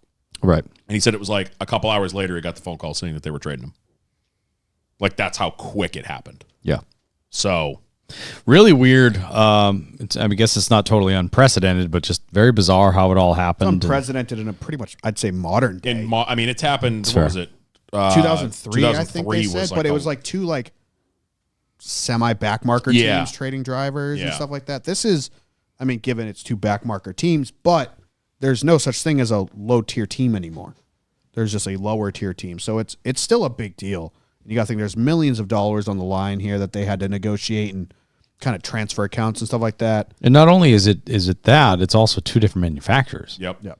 Ford to Chevy. Oh, Corey was already screwing that up on the podcast. What do you call it? Like He called his a dark horse and Blaney's a black horse. Black horse. He's like, he's like, driver of the number 51 Ford Dark Horse Mustang. And then he goes Skip Flores, front tire changer on Ryan Blaney's 12 Black Horse. I haven't gotten all the reads yet. I'm trying to figure it out. Yeah, I've got all the talking points. I've got all the talking points. Yeah. So, weird. Yeah, so obviously for Justin Haley, sounds like things were not kosher at our Rick Ware Racing for a while. There was an ongoing lawsuit about like unpaid sponsor deals or something like that. Yeah. And then it sounded like the way Corey put it is like Justin's been butting heads with everybody over there. So I think that was kind of a toxic relationship that he couldn't help or couldn't wait to get out of. I wonder if it had something to do with his comments about how he wanted to be there long term, and then like a week later, there's rumors coming out that he's going other places. Right, but it also could have been, like him signing a deal under the table from them and them get mad about it. So it sounded like they couldn't wait to get rid of him. Yep. And he's already signed up with Spire for next year, so that's like an easy transfer for him. Corey was the holdback because it's like we've never even looked at this guy before, and now we have to all of a sudden agree in 2 hours' time to let him drive our car.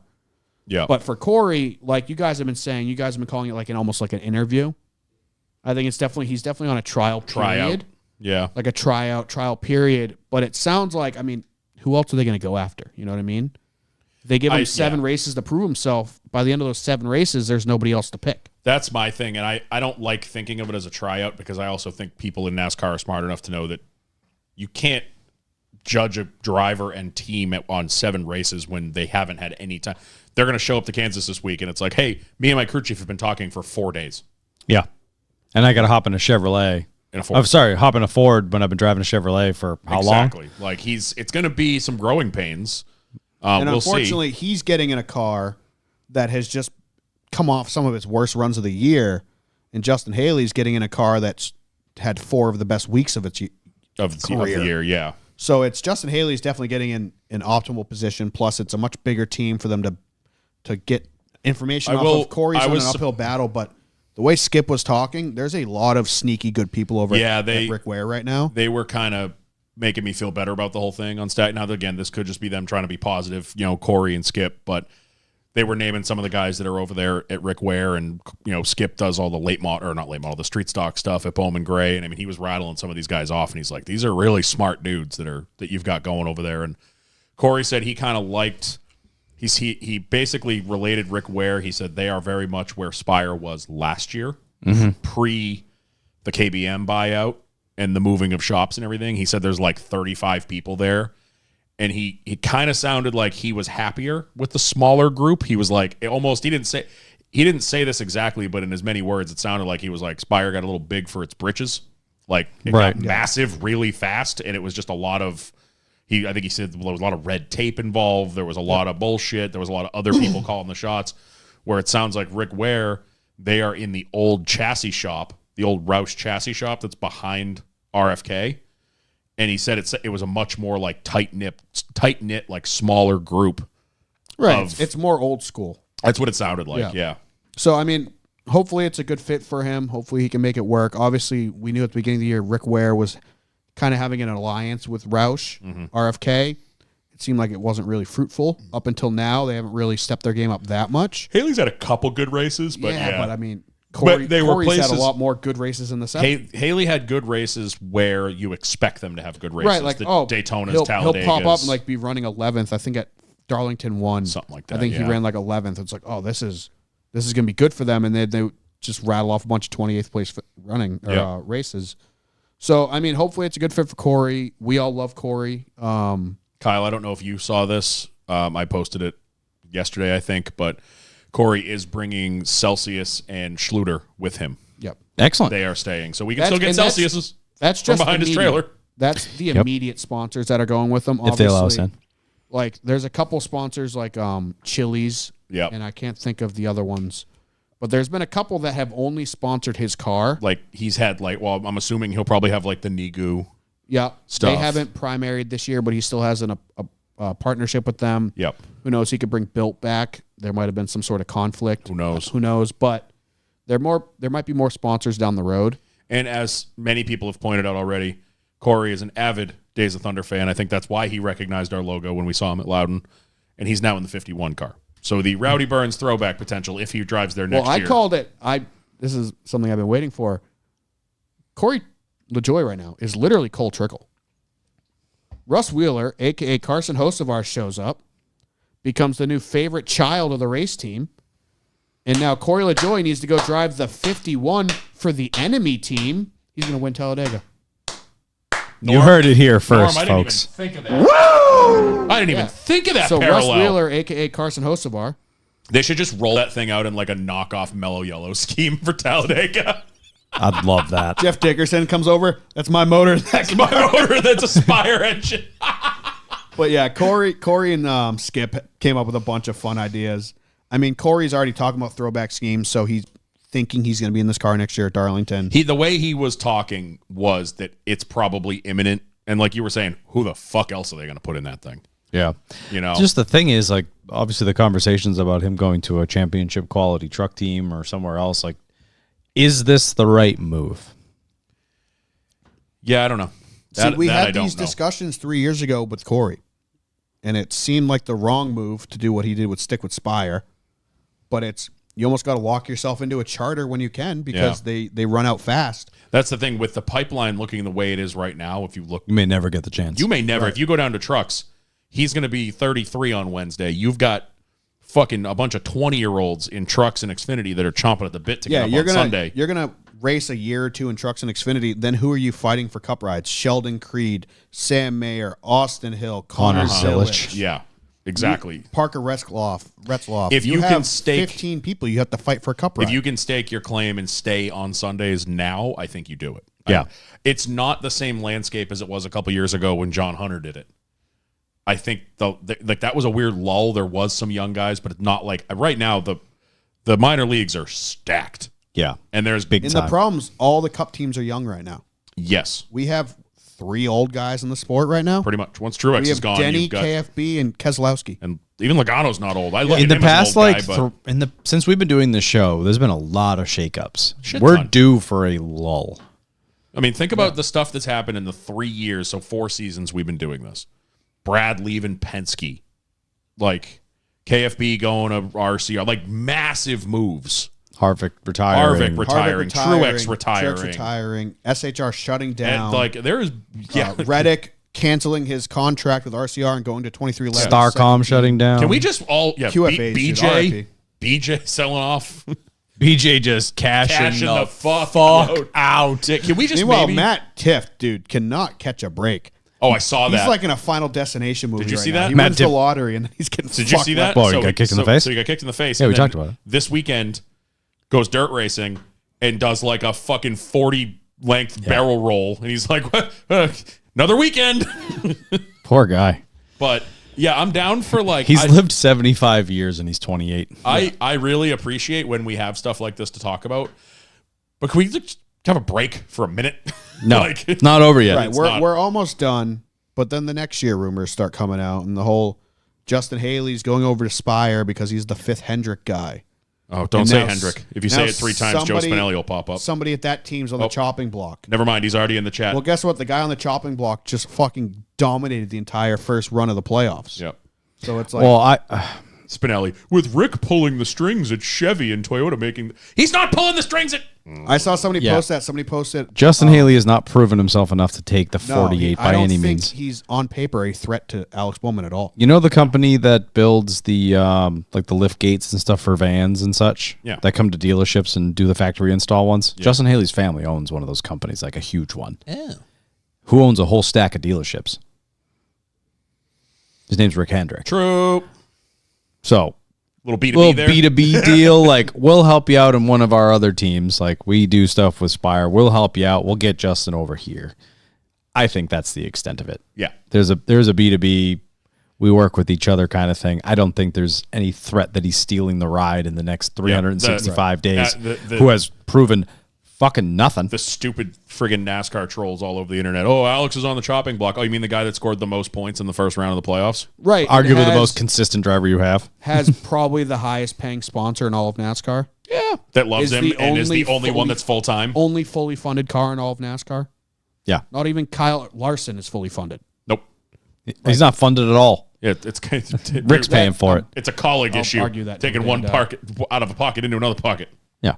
He's using his marketing dollars to fund the whole car. It's not out of pocket. It's out of the company's. You're out of Funds. pocket. We're not playing this Damn game, right. Norm. Yeah, you guys It's played this game literally once the already. truth. What about Haas? You should bring up Haas again. Well, let's not do that. Gene Haas is a billionaire. We're not. Cole Custer's Norm is the mustache smartest businessman in, could cure in hunger. this whole place, and this is his show, so we're just going to do whatever Norm says because he's always right. No, scheme of the week. Moving we didn't on. go through all the numbers. That's it for news. That's all I got. You got anything else? I think that's all the major I think bits. there was another thing, but I don't. There was a couple like small drivers, like people coming in Yeah, to you do know a what? one-time ride. Fuck those guys, dude. Let's move on.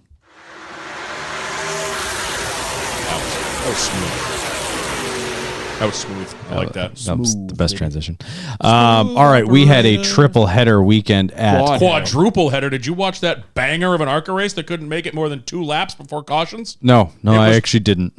It was cruel and unusual to sit and watch that race, but it was racing on a Thursday night, so I watched all of it. Yeah. It was That was so fucking bad. brutal. Yes, Bristol Motor Speedway. We had the UNOH 200 presented by Ohio Logistics truck race. What a weird. They should sponsor the restart zone. Oh, there's news. Geico's leaving. Oh, yeah, after this Geico's year. leaving. Yep, that's right. What do you think the restart zone's going to RIP be? the Gecko. I don't know. I Bush. ballparked a bunch of random ones. We were all Bush Discord. Blast Zone. I wanted the Bushy McBush Wait. restart zone. No, don't ever Google that. Sorry. Come on, Kyle. I'm It's our sorry. family show. That was not The intentional. I'm Peyronie's sorry. disease restart zone, but it's only on tracks with It's only on tri-ovals. tracks with corners. Reese's At Restart Zone. Atlanta, it's brought to you by Blue Chew. Or not. Yeah, in Indy, it's brought to you by Blue Chew. The Blue Chew Get It Up zone.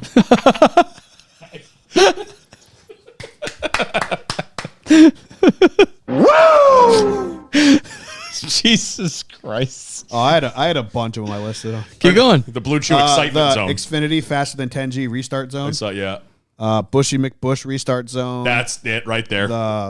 Was it Tums Heartbreak restart zone? The call 811 before you dig for 200 feet before you restart zone. Keep going. What other ridiculous? Was it Quaker State? Brought to you by or available at Walmart restart, Restart zone.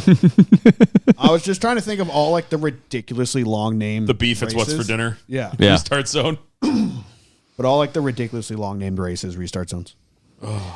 Anyway, UNOH 200. Connor Zillage on the pole for the truck race. No surprise there. Been the oval? No, I don't know. I'll figure it out and win the pole. I mean, kind of a surprise. He won the pole for the ARCA race and the truck race, and then, in typical ARCA fashion, ARCA braked into a wreck and lost the championship. And got abused. Yep. Learned that the hard And way he and pretty was quickly. saying the thing without saying the thing. Oh my god. Did you catch any of that, Kyle? What? So his post race in ARCA, what was her? Was it Amber? Yeah, Amber Balkan. I and, can't say her name. Logan Mazaraka. 2 of the girls got into it, Yep. and they wrecked. I think what happened was it was sun. He was in the shadow because even on his onboard, it was tough to see that car was still coming down the hill, but you should expect that. He goes low, hits her out of the race, loses the championship. And in this post race, he was like, yeah, well, when 2 of the other drivers get in a wreck, he almost said 2 of the girls. And then he got on Twitter afterwards and was like, a lot of things I could say right now, but I'm not saying them. I was like, buddy, you're treading. You're treading. Careful. Careful what you're Dude, doing you there. are signed, sealed, and delivered to a cup ride. No one gives a fuck about your ARCA East championship. Yeah, exactly. all right? Yeah. I was like, We know you're the best driver right now. he was we probably, know. he Yeah, sent, you don't he need to get fired, canceled he before you get fired there. off that tweet and his PR agent probably Terry Tate, office linebacker. Give me the phone down. Give me the phone. We talk about all the time. There is the most girls in any series in the ARCA series. Great. But it was not a good weekend to be a girl in the ARCA series. They got like in 4 wrecks with each other. I don't know Yeah. if Mercury was in retrograde or what, but their It was in Gatorade, okay? We're all out of angle. Freddie Mercury was drinking a Gatorade, Dude, they were earlier or something. I don't know. Tee, I'm a Pisces. they were Sorry. were all right, over all right. at Bristol. We're done. We're done. So, truck race, Connor Zilic leads the field to green. Pretty clean stage 1 overall. Raja Kruth taking home the first stage. Yep. Put up a good showing in that 71 truck. He did. But Yeah, talking it was about a good weekend to be in a Spire truck. Yep, absolutely was. Raja battling with was Corey Heim, right? He was fighting up front for a while. Yeah, yeah. Running through traffic was great to watch. But yeah, Connor Zilic got into it with Nick Sanchez at the end of stage 2. But Corey Heim does take the checkered flag for the second stage. Raja Cruz running third in that. Lane Riggs as well, playing spoiler yet again. But yeah, some good runs from Raja, his first playoff Yeah. appearance, if you will. But yeah, Lane Riggs ends up taking home the checkered flag, playing spoiler twice in a row. Yeah, 2 playoff wins in a row from a non-playoff driver. Winning by over a second, too. He flew that last run. I forget. Well, there was 2 restarts, too, like 2 later restarts with 60 to go or less, and I was like, oh, here we fucking go. This feels like a week ago. Yeah. What was this, Thursday night? Yeah, I mean, it's pretty close to a week ago. But yeah, I do remember him he took off. He was gone. Yeah. As that last restart, he just sailed off and no one... I think it's great that he's come alive now. I mean, obviously it sucks that he's not in the playoffs, but the fact that he came alive now shows what he is definitely capable of for next season. Because we expect that 38 truck to be good. I mean, it's a championship truck. That's what Zane Smith won the championship in, was that exact truck. He steps in, it doesn't do shit, doesn't make the playoffs. It's like, what the fuck? And then shows up in the playoffs and wins the first 2 for the first time ever. Fun fact. Fun fact? No one has ever spoiled the first 2. Really? Yeah. That's cool. Till now. So, kudos to Mr. Lane Riggs bringing that checkered flag home for Front Row Motorsports.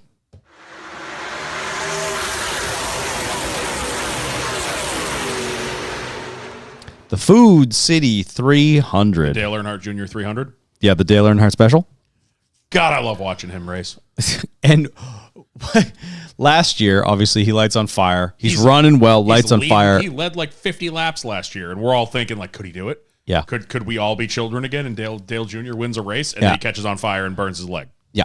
And then fast forward to this year, what else can go wrong? Literally, the start of the race, they're talking that he has radio problems. He couldn't hear them, if I remember. Yes. Or it was all staticky and shit. And I think he said they even had problems in practice with it. they did. And he said he's been having problems with it in his late model car, too. He said he's been having these issues, too, when he runs his late model. And he thought it was the helmet. So the first run wasn't even that long. It was like 13 laps or something like that, I think. And then he comes down pit road. 2. Was it only 2 laps? Custer got in the wall. Oh, that's right. I forgot about the Custer wreck. Yeah, which was like the first manipulated caution of the race. Oh, my God. So Junior comes down pit road. He's got the helmet is off. I mean, he is out on the track. The hose on top is out. Every wire is pulled out of it. It's unstrapped. All he has to do is pull in and just throw the helmet at them, basically. Yep. So they swap out the helmets. His glasses end up in the other helmet. Like, it's a shit show. And I'm watching that. We were all watching it on Discord. The pace car's going 2 miles an hour. Oh, yeah. That was the new age Dale Jr. debris caution. Yeah. Like, yeah. And I'm here for it. It's fine. I thought I'm it was perfectly fine. hilarious. Like they did it so like 3 times in the course of 2 yellows. The first one was the Cole Custer one. Yes. Where all the drama was on the race of the regular season championship between Allgaier and Custer.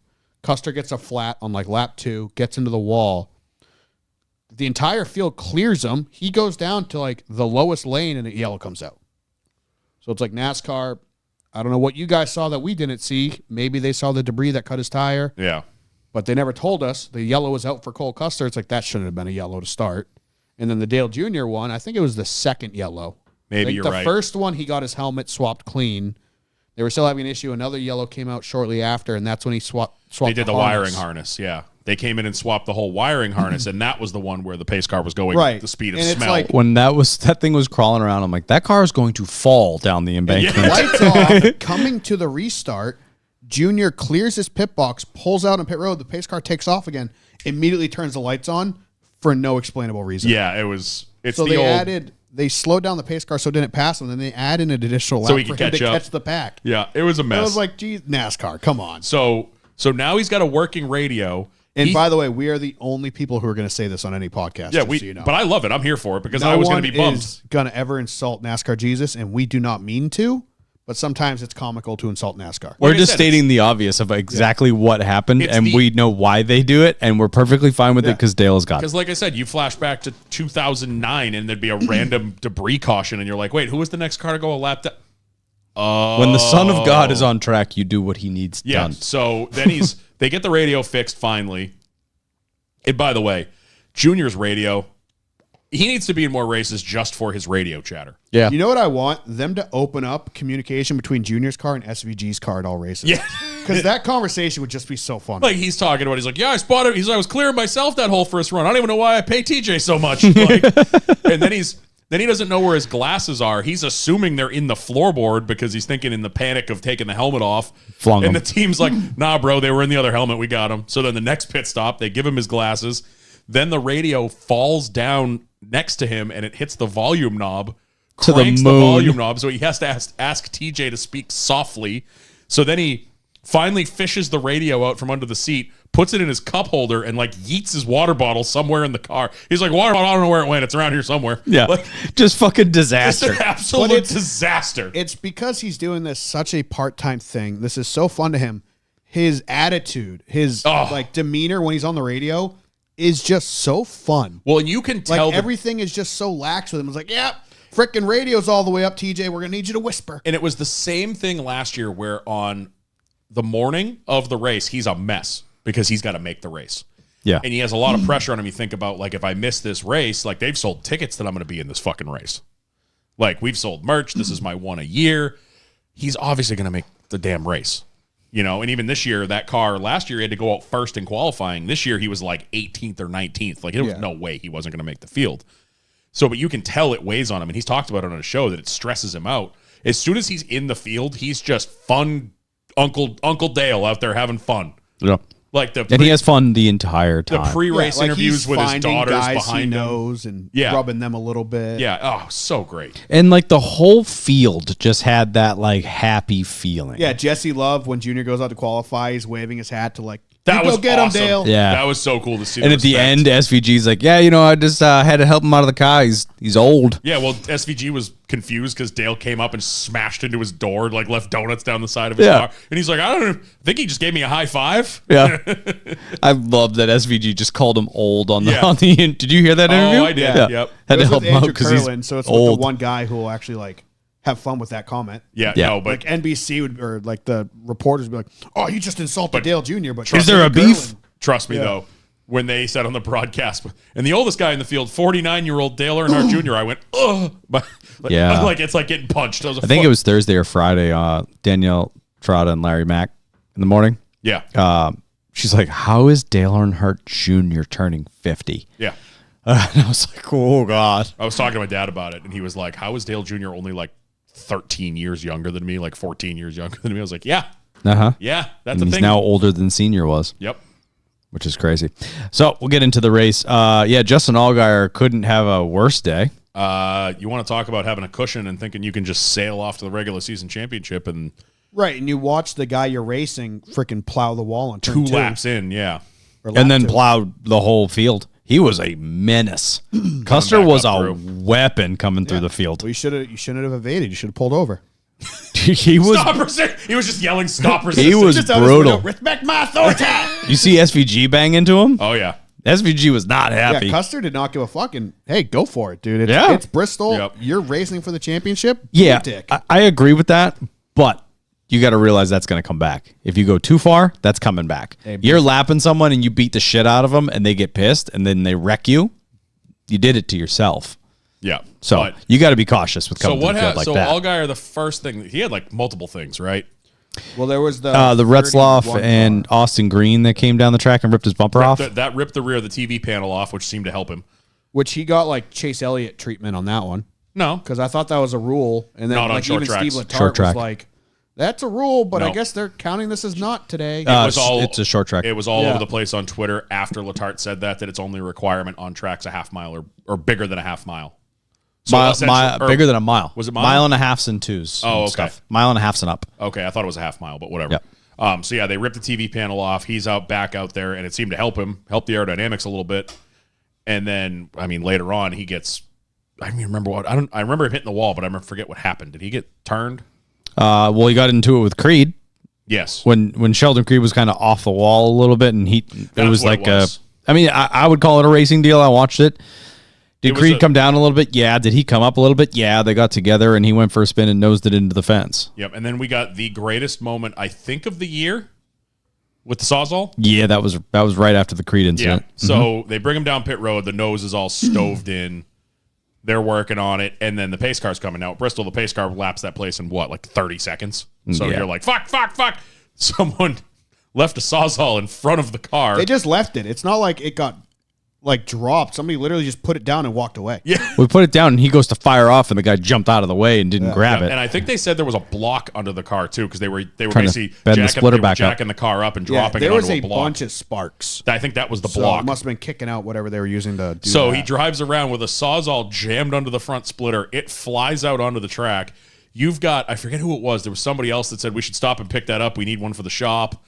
Someone else was like, oh, they were on Junior's radio. Like, oh, the 7 teams are asking. It was Jeffrey Earnhardt. Jeffrey Earnhardt. Sam Hunt's like, yeah, we could use a new Sawzall. He goes, I can get it if you He's want. like, I can grab it if you want. And then they were on Junior's radio. They're like, the 7 team's going to need a new Sawzall. They asked if you could buy him another one. And Dale's like, we got a bunch of them upstairs in the shop. It's fine. But the fucking best part of the whole thing, NBC, or, well, CW, but it's NBC, shouts to them for literally O.J. Simpson white Bronco chase followed that Sawzall from where it got picked up all the way through the infield until it made it back to the 7 pits. And they're like, we got to see if that thing still works. Yeah, and they got Marty Snyder's down there. Marty Snyder's, the best is before he got there, Marty Snyder keys up, I'm on my way over there. So you can tell he's running across the fucking infield. Because they care so much about a Sawzall if it works. And then he gets there and he holds it up. He goes, this side looks great. And he flips it over and it's like EXO. It looks like a cutaway car. It looks like the Terminator when half his face was ripped off. And he's like, but guys, and he fires it off. And he's like, it still works. Yeah. The winner out of all of this, DeWalt. Oh my God. Oh, yeah. See what happens? You can drag our Sawzalls under a 4,000-pound race car down the track. Still works. They're going to exaggerate it, but there's going to be a 200-mile-an-hour Sawzall ad somewhere. I hope so. Hit maybe 45. I own that Sawzall. Now I know what I can do with it. Yeah.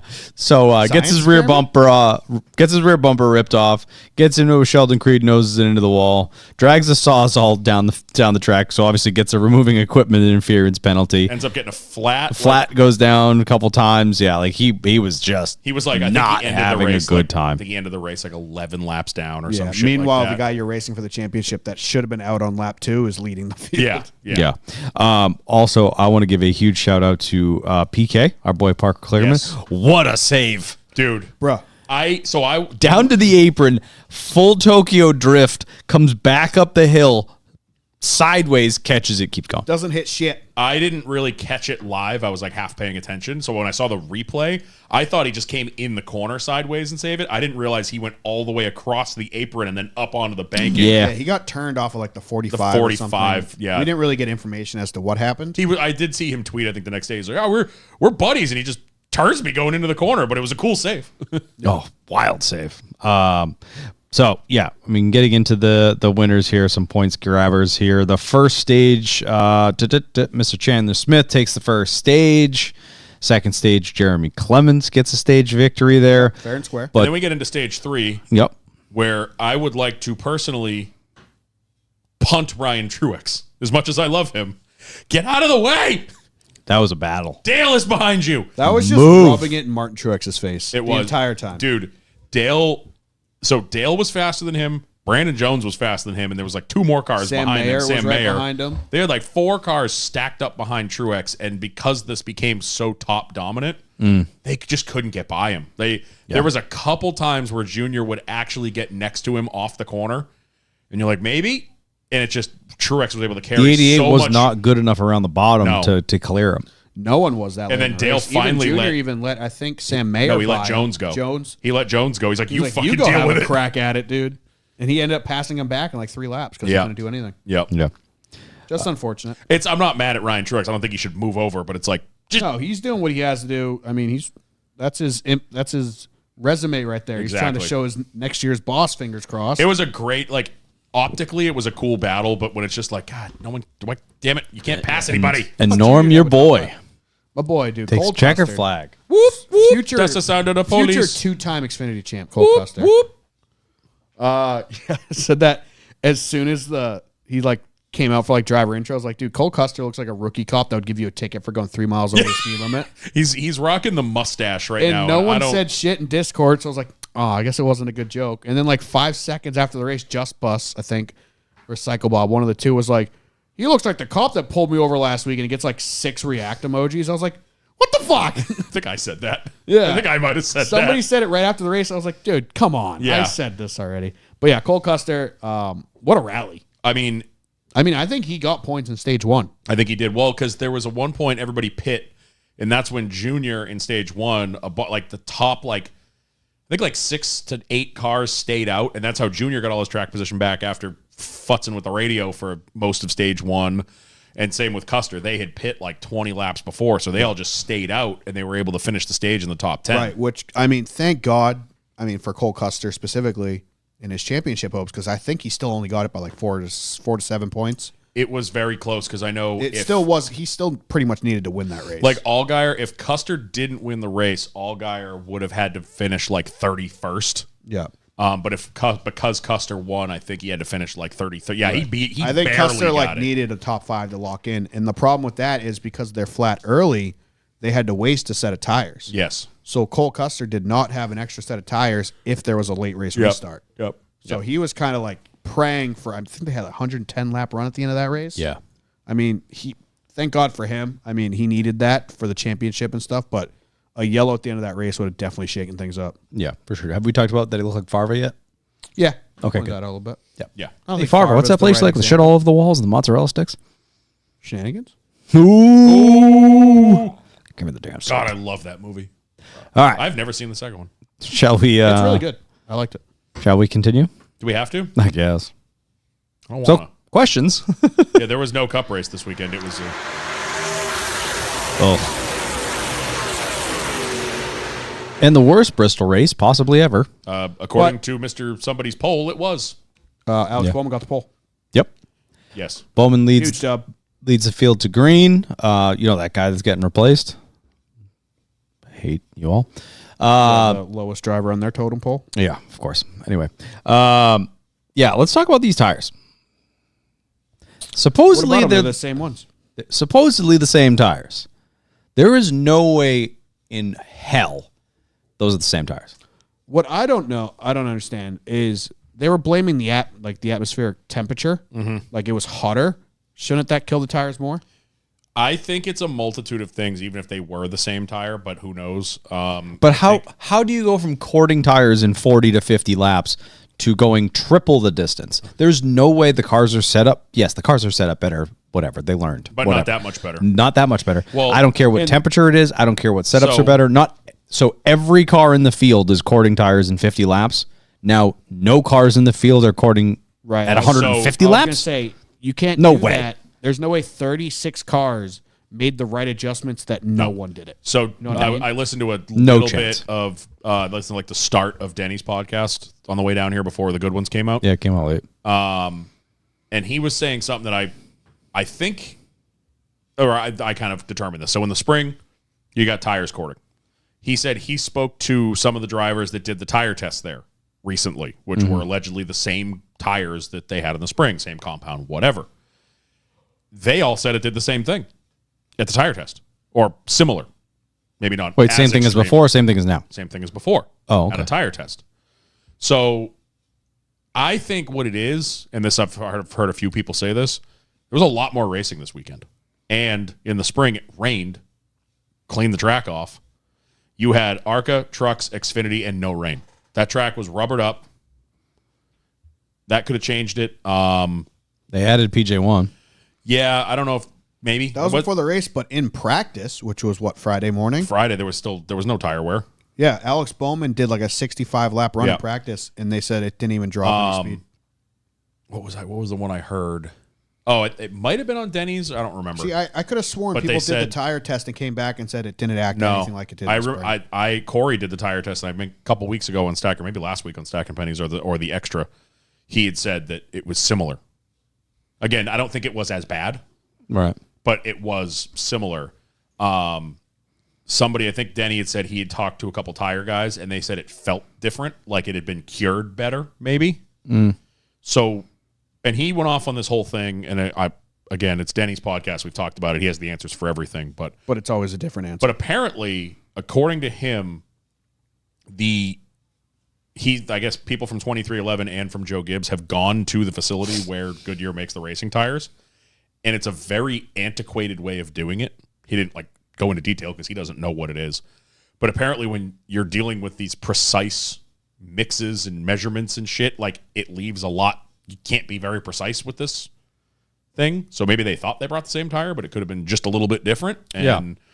I don't know, but you're right. I just do not understand all of these things.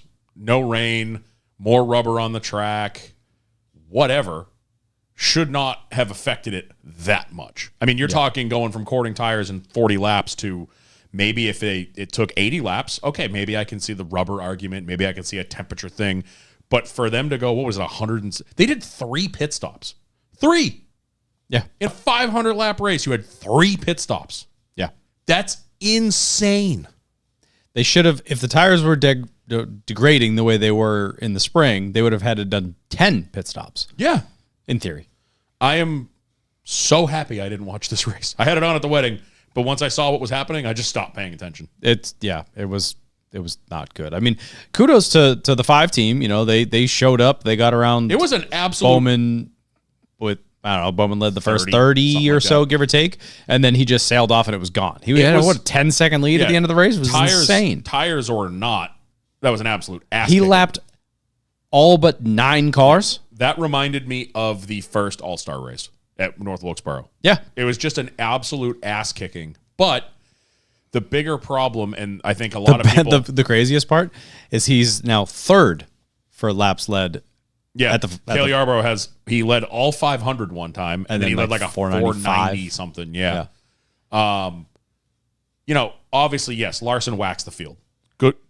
Kudos on him. Even whatever, it might have happened anyway, they probably nailed it. It's the best team and the best driver, and Cliff Right. Daniels, who's a robot, whatever.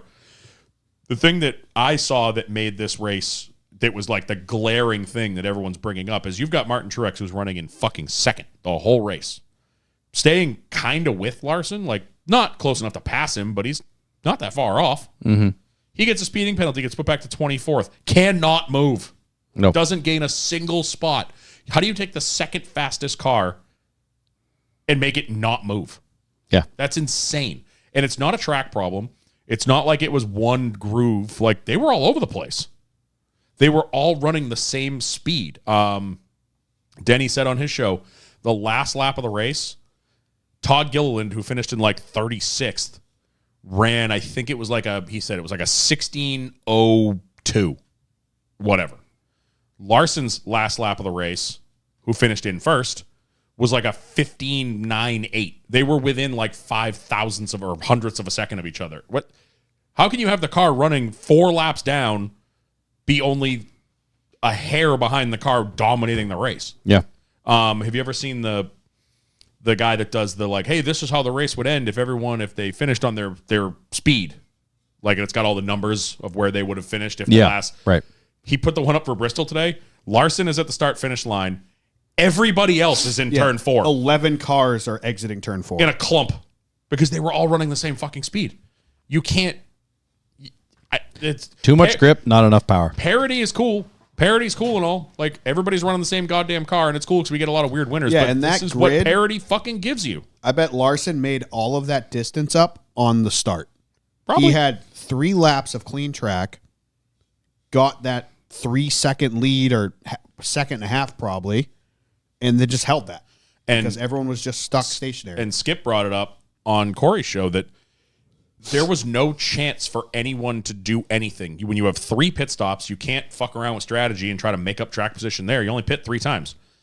When you can't pass, you can't do anything there. There was no cautions. You can't stay out. He basically said it perfectly. He goes, this race was an F1 race. Everyone showed up, did the exact same thing, and everybody went home. Right. Yeah. We saw a little bit of moving in the first stage. I think Ryan Blaney gained a bunch of spots. Yeah. Obviously, Larson passed Bowman. But you got to think in the first stage, we're coming off of the spring race. A lot of people are probably driving really soft And because they didn't know what the cars would do. So that we saw some passes in the beginning of the first stage because everyone's kind of tiptoeing around. You're kind of scared of what these tires are going to do. And then by the end of the race, where everyone's just going 100% because nothing's going to happen. they weren't even, though. That was the you thing. just can't. They were a lot of, I listened to like 3 shows, parts of 3 shows on the way down here because I didn't know which one I wanted to listen to. I forget who said this, but the other problem is too that made this a little less interesting is that once you got those guys that are at the cutoff line in comfortable spots, they were good. They didn't care. The Bowmans, Denny, Blaney, the guys that were in that like 6th to 10th range. I'm safe here. I'm good right here. I don't need to push it anymore because I'm good. If I finish here, I'm in the next round. So I'm just going to ride around at 80%. And Talk about Suarez being 4 laps down and just like, okay. yeah, Can I just give Ty Gibbs a huge pat on the back real quick? for not making the next round. Dude raced side by side with Suarez.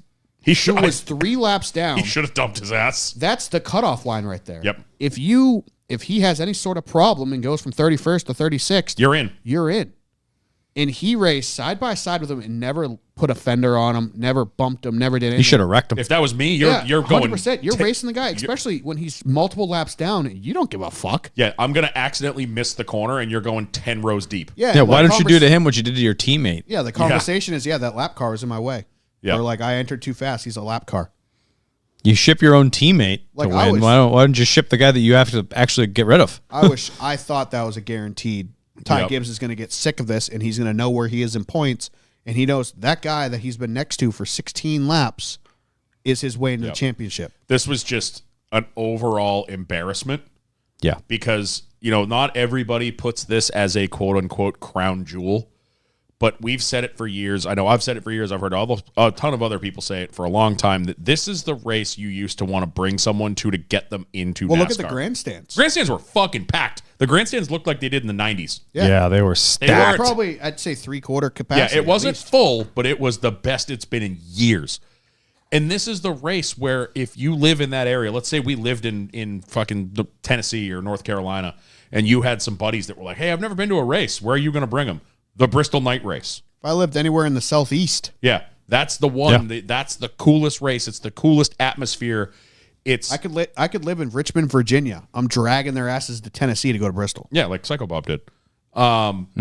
Like that's the race where, like, again, we have friends that come to Loudon with us, and we tell them, like, listen, it might get a little boring, but like Bristol used to be the race there was something going on all the time, and this was just a conveyor belt of noise that did nothing. I'm sure it looked cool because you have 2, sometimes 3 wide racing. Like that probably looks cool, but if you're watching it, knowing what you're looking at, you're going, no one is advancing. Yeah, they're So- side by side. That guy's he's nosing ahead, falling behind, nosing ahead, but no one is. Hey, watch the 12 car. Yeah, he's moving. He's gonna do something cool Yeah. right here. None of that happened. And it just, Skip said it a couple times on Stacking Pennies that I think if they haven't already, it is time to hit the panic button. 100%.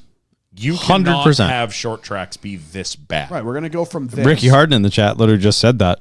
Car needs an entire overhaul of short tracks. Like, We're gonna go from this to Martinsville in a few weeks, and it's gonna be the most boring the Martinsville. only race we've ever thing seen. I'm wondering with Martinsville, but I'm starting to become numb to this, is apparently they announced that it's the left sides are the softest tire they've ever made, and the rights are even softer. I've defended Goodyear for Same. years. I'm done defending them. But you know what? It's not all just Goodyear. Yeah, because I've been on the opposite side of that. NASCAR is Goodyear. Yes, they should make they need to figure this out. But NASCAR is also going to Goodyear and they're like, hey, we fucked up. This car sucks on short tracks. Can you make a tire to make it good? Please? Pretty please? Yeah, make them Like- 6 inches narrower. They're putting all of this on Goodyear to fix their fuck up with their GT3 car that makes way too much goddamn downforce and has too much grip and not enough power to make something like a short track interesting. yeah, but they succeeded in that in the spring. I think that was an accident. That was 100%. Honest to God. That's my point. That's where I'm going Somebody with this. Is that Gatorade in the rubber that week, and it got and all they they don't. I think they don't know what they did. So Exactly. they said they brought the same compound back. They didn't. but they made it. No, even if they brought the same compound back, maybe they made it correctly this time. or maybe they made and them that and you're Goodyear and you can't figure out what tires you make. That's what you do. You make tires and a handful of sneakers with Chase Elliott's number on them. True. That's it. That's what you do. You're a tire company and you don't know what tire you made. You don't know what compound you did. Yeah, maybe there was a happy little accident that made it actually good for once and you can't replicate that. Yeah. Okay, you suck. I'm going to say the same thing I've said with the rain tires. Because we don't use them all the time, they sit around a lot. What if these tires were made at the same time as the spring tires and they've just been aging for 6 months? Maybe. I don't know. We'll never know. No, but I just think, I mean, like Skip said, or Corey was shocked that we were using the full diffuser and the big spoiler. He's like, why didn't we go with no diffuser and the small spoiler? And then Skip was like, why don't we just pull all the shit out from underneath it? Because you can do that. Like, just pull the whole underbody off of short tracks. Like, yeah, and the teams will happily do it because that's $30,000 they're saving right there. they don't have to worry about that getting wrecked. That's going to get wrecked the first time you pull off the track to go down Like, pit road. just they need to, and they know, and they won't. I hope they do, but they need to look at the response from fans and industry members and whatever. NASCAR needs to hit the fucking panic button because this is ridiculous. I know they're listening because they're big fans of us. Not of us. They don't care about us. They're fans of me. It's your show. So what's up, NASCAR? They need to be flipping every switch they can. There's no more small swings. There's no more, we went a half a compound softer. Nope. You need what to happened start. to that rear end they were going to try out? It didn't work. They just never did. You need to start pulling fucking body parts off or underbody parts off this thing. I don't give a fuck about Honda.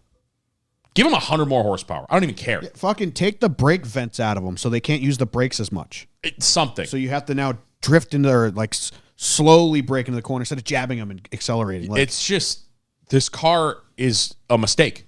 It's too good. It's too good. They've made it too good. That's the biggest thing for me, as everyone's like, this car sucks, this car sucks. No, it's actually the exact opposite. This car is so fucking good that, like you've said 1,000 times, it's so easily corrected, you can't fuck up. Well, no, it's not even that. It's that it's so good in that everybody has the same car, so everybody's running the same speed. There's no more we have this body guy that's been doing it for 40 years and he gave us that extra 2 But if it's the exact car with more power where it shouldn't have more power, it's going to get tail happy. It's going to start to slide. You stack another 75 horsepower in these things, which every engine manufacturer said we can absolutely do that. That's not a problem. Give them a handful more power. And like Norm said, take the tires, make them a little bit narrower. What I don't understand instead of the that wheels being 75 feet wide, make them 10-inch wide instead of, what are they, 13 and change now? Yeah. Make them a little bit narrower, give them a little more power so the asses want to get loose when you get back to the throttle. You don't just grip and rip.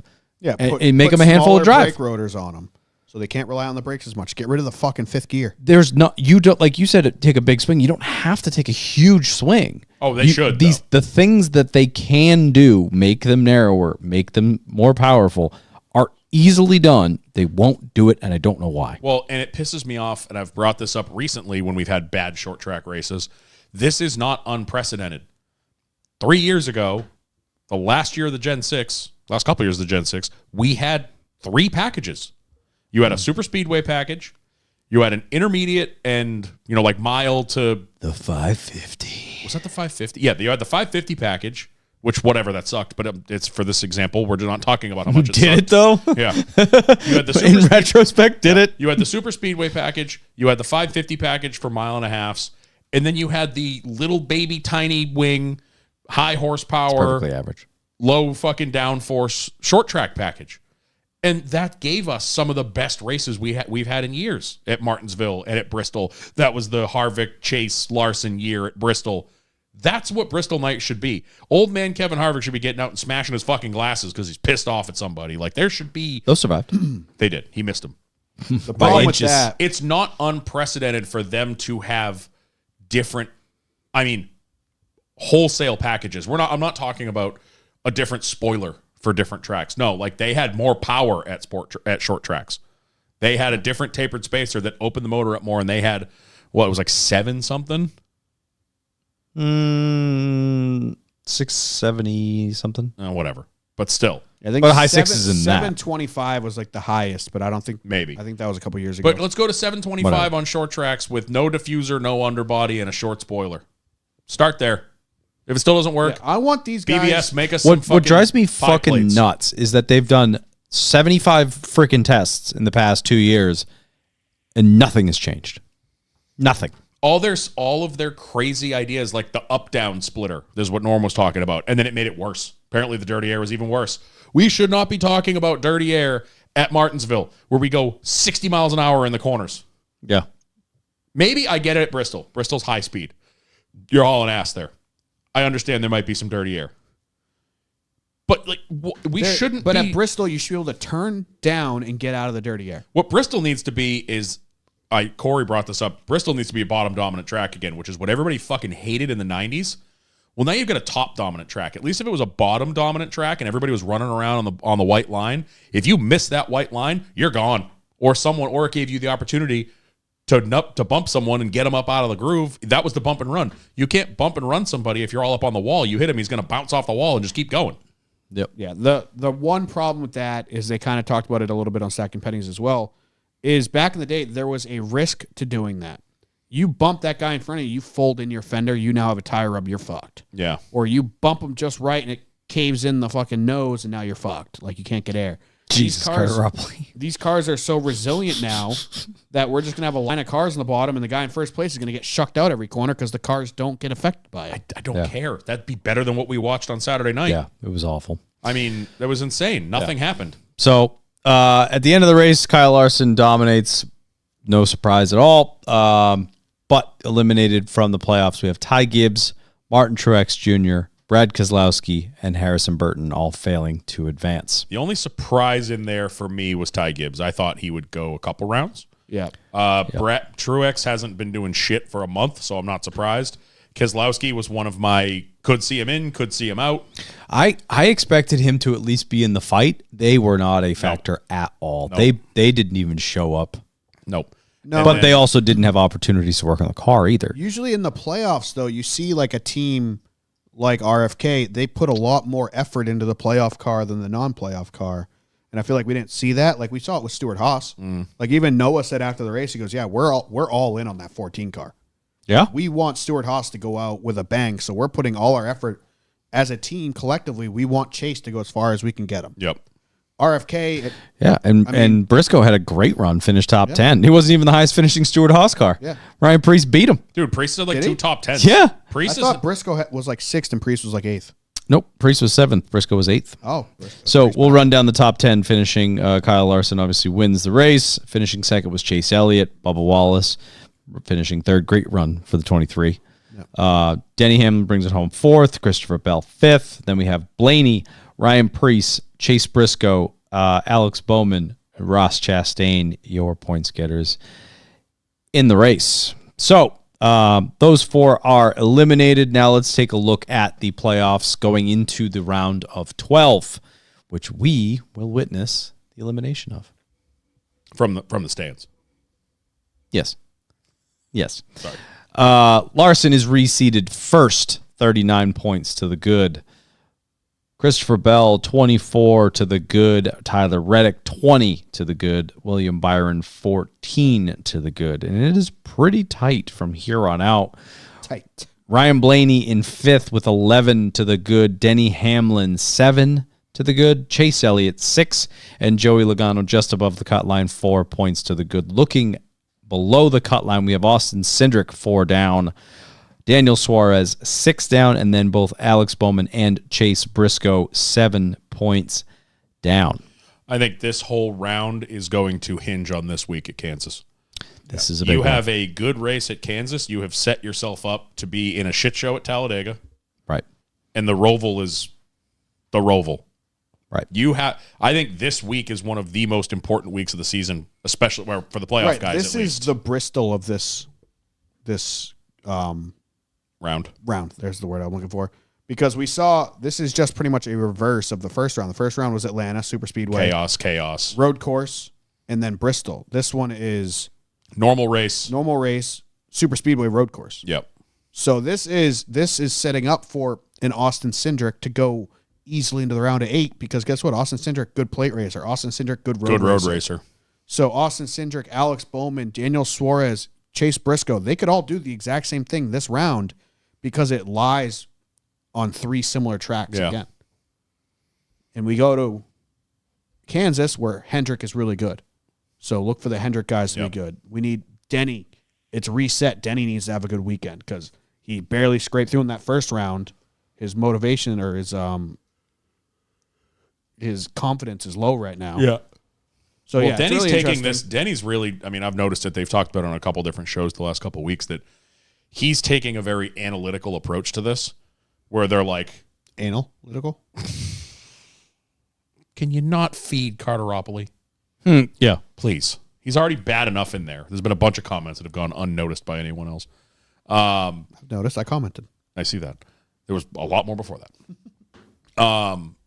He's going into it looking like, oh, all I need to do is if I get 40 points this race, or if I get 40 points in every race, mathematically, I'm good. And it's like, that analytical approach scares me a little bit. Yeah. Like, because there's so many factors, and especially like you were just saying, how close that bottom 5 is. The bottom 10. The bottom 10. Like, you sneeze the wrong way, and you're 20 points below the cut line. 40 points is a lot of points. Yeah. Well, that's what they were saying when everyone was questioning the Atlanta thing. They were like, we need 25, and or whatever. I forget the numbers, but it was something stupid. They were looking at it as long as we get X amount of points every race, we're fine. But that's just, it's so close at the bottom. You have a bad pit stop, you pull a Truex and get a speeding penalty and can't recover. You're 20 points out of the playoffs. Looking at it in a sense of like, I just need X amount of points is not the way to look at it. In my opinion, it's like, get as many as I fucking can. Look at the Bowman. Bowman just stacked points all for the first round, and it worked. Unfortunately for him, the points don't carry over. So he goes from being literally the points leader at the end of that first first round. You all right? What's with the round is word hard with for you you? to get that. To last. Concussed. So, but to literally, last. But that is the one thing I've always been kind of a defender of this playoff style. I like the excitement of the three race rounds and the cutoffs and the eliminations and the knockouts and all that shit. I hate how it resets. Yeah. I feel like if you finish as the points leader in the first round, like you should get a bonus 5 or something. Be something right, or like how that. they do it at the end of the regular season. You delegate the top 10 a certain amount of points for finishing in the top 10. Yeah. I think like once you get into playoffs, it shouldn't be like all 10 get points. Like maybe like the top 3 get something. But everybody else still has their playoff points. So it'll reset, but Bowman wouldn't be 7 points below the cut line. He would be like 10-point bonus. He'd be like 2.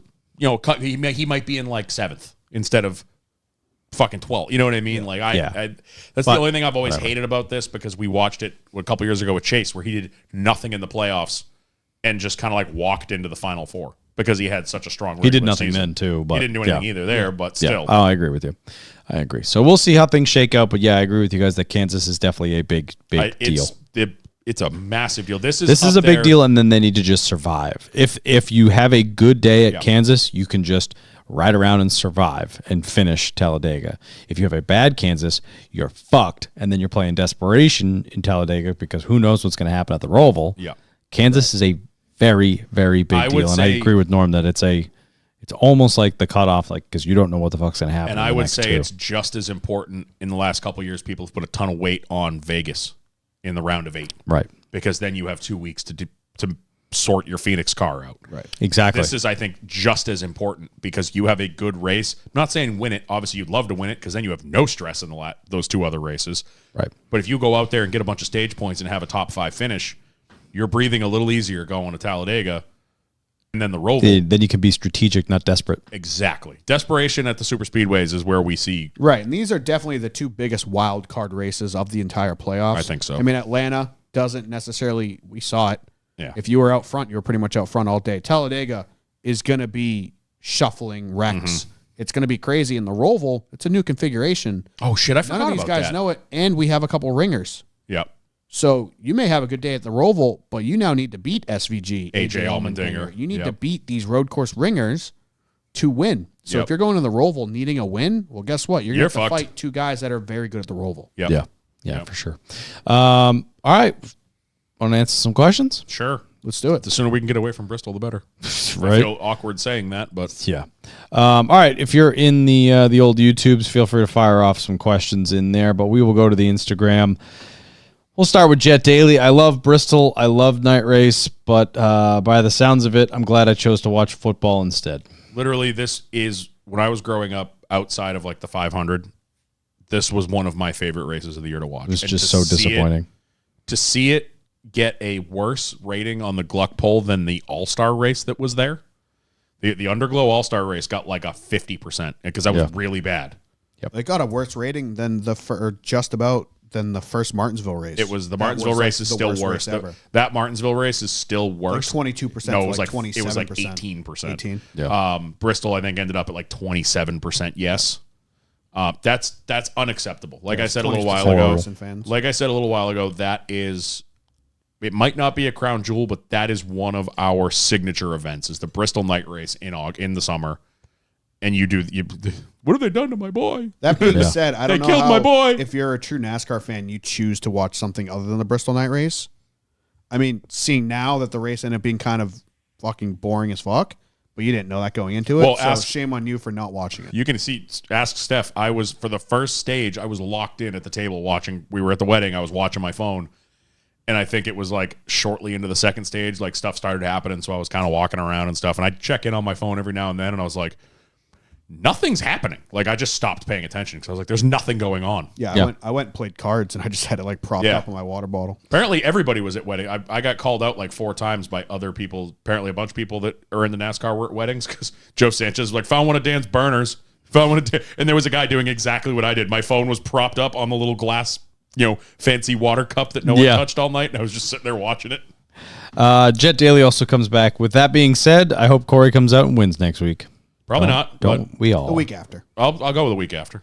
Yeah. Fab Life 11, even in the stands. That race was boring as fuck, but Bristol itself is a 10 out of 10. Must see in your lifetime. Yeah, it's I need to go to Bristol. at some point. unbelievable place. I love seeing the overhead shots of all the campers. I love how they had the lights on at the drag strip too. Like that was kind of cool. Yeah. Yeah, it's just that place is an experience. I mean, you go to any NASCAR track, like we've said, we've had people we've brought for the first time to Loudon, and they're like, "Oh, this is sick." Completely different level when you walk out of those stands at Bristol. It's unbelievable. Yeah. Downriver Diecast with a couple. First one, biggest disappointment from the weekend at Bristol. The Cup race. Denny didn't get eliminated, but I won. So Yeah. I'm just going to say the race overall. yeah, that Cup race was a disappointment. Xfinity race had some excitement. The Xfinity race kind of turned into a little bit of a disappointment, though, just because it seemed like it was so top dominant. In the Yeah, at the end. racing wasn't the greatest, but the storylines Yes, were flowing. I agree. Yeah. Yeah. Where the Cup race, there were plenty of storylines that were just flat the entire race. Somebody I follow on the show's account on Twitter, I forget who it is, he's a media guy, and he brought up the Gluck poll today. He had a tweet. He's like, I rarely vote no because even if the race isn't the best, there's usually interesting storylines to follow. Redeeming qualities. And he said, this is one of the few races in my career that I can look at and go, what? There's nothing to talk about. There's nothing happened. No. Yeah. Like, there's no storylines coming out of this. Nope. And also, what's the first NASCAR race you remember watching on TV? Oh, I don't know. If I had to The week after the first race I ever went to. So whatever race that was. guess, You don't know off the top of your head? No. I've started really watching it in 95. So if I had gun to my head, I'd probably say like the 95 Daytona 500. Like I was into it, but 95 was when I really started like following Jeff because I remember watching him win his first championship and stuff like Right, that. So yeah. if I had to guess, probably somewhere early 95, probably the 500. Yeah. I probably watched a couple before that, but I couldn't tell you. Whatever followed the first race I went to because I watched it with my grandfather in his basement. I whatever- remember watching it with him the following week with all my new merch on. After New Hampshire, what was that, 97? 98. 98. 98? I'm already on it. Unfortunately for me, it would be the 2001 Daytona 500. It was the first race you watched? That I remember. Oh. I can remember that day like it was yesterday. Oh, yeah. Yeah. I'm sure I was playing with my Matchbox cars in front of the TV in the 98 Talladega race and this and that, but I don't remember them. Right. 2001 Daytona 500, I remember like it was yesterday. Yeah. So you went to the Farm Aid on CMT 300 at the New Hampshire International Speedway on August 30th. The race after that, you picked a good one. The Pepsi Southern 500 at Darlington Raceway. Yep, that'll do it. I don't know. I just looked at the schedule. Oh, here we go. Race results. Jeff again. Jeffrey Gordon. I remember watching it with him. I don't really remember anything about the race. But anyway, it was a very long time ago. Nathan Danforth, what is your favorite non-NASCAR sporting event you've ever been to? Non-NASCAR sporting event? Oh, that's tough. I've been to a lot. The Winter Classic at Gillette was sick. Yep, jealous. The game was trash. That's the only one they've lost. The Bruins have lost. But that was just an unbelievable day going to a football stadium to watch a hockey game. That's cool. With my dad, that was cool. I mean, I've been to a shit ton of Bruins games, a ton of Red Sox games. I went to... Do you know the infamous snow game at Foxborough Stadium? Yep. I was there. You were there? One. Yeah. I was sitting in my living room watching that, hoping the power didn't go out because we were also getting like 3 feet of snow that night. Yep. I was there for that one. So probably that one. I went to the first Bruins game after they caught the Boston Bombers. Oh, yeah. That's right. You went to that's that. a big was deal. Fucking electric. That was insane. We got shit on by, I believe, the Penguins. Yes, we did. No, Buffalo. Buffalo? I still remember that game. We I lost don't know to why. Buffalo, but I don't remember any of that game. I was so fucking drunk. Trains were free. Yes. So Yep. all the trains in Massachusetts were free. So Yep. we stopped in Lowell. Yeah. Took the train in, me and my buddy Rob. Fucking Jaeger and Red Bulls on the train. Attaboy. Because I was Jaeger bombs. Jaeger bombs. I was Jaeger bombs. 21, like fresh out of high school, I Hey, think. Kyle, how about that new fucking haircut, bub? I think I, Not now, Chief, that was in the like- fucking zone. That was 2013, right? I was 13. So I had just turned 21. Yep. So Jaeger bombs were He's still just hot. a baby. Just a little guy. And then beers at the game, dude. My buddy Rob was just feeding me beers. I was blacked out halfway through that game. I mean, I wouldn't put this as my favorite, but I've only been to one Bruins playoff game, and it was Game 7 against Philly when they blew the 3-0 lead in the series and the 3-1 lead in the game. I almost jumped off the building. I was gonna say that's That's not a good one. Not see how fun. the ice feels from the top. Not rope. fun. I'm trying to think. Yeah, that's... I've been to some good ones. I was at the Patriots preseason game when Ocho Cinco, for whatever reason, decided to be a kicker. I remember that. I didn't go to the Winter Classic at Fenway, but me and my dad went the next day, and they had the alumni game, Oh, yeah. and it snowed while we were there. Like, it dumped like 8 inches of snow in Fenway Park. I mean, my dad, like, multiple times, he's like, I never thought I'd be sitting in Fenway in the snow. Like, this That's is so awesome. cool. Like, it was cool. It wasn't obviously like a real hockey game. It was just a bunch of old guys running around out there, but Still being fun. in Fenway in the snow. And then I went to, a couple years later, I went to when they redid the rink there. They do it every couple of years for the Frozen, for like the Boston, like BU and BC play there. I went to a couple of those games, and we skated on the ice because Boston residents, you could just go get tickets for free. It was when we lived in Alston. Yeah. And we just had to go to like the town hall or like the town library, and they were like, here's tickets. So we brought me and Steph brought my dad That's sick. skating at Fenway. It was so cool. I've been That's to awesome. a bunch of cool different games. All right, Sam Valley 95. What seats do you guys get for the Roval? The 400 section. Section 440 or something, I think. 444, row 48.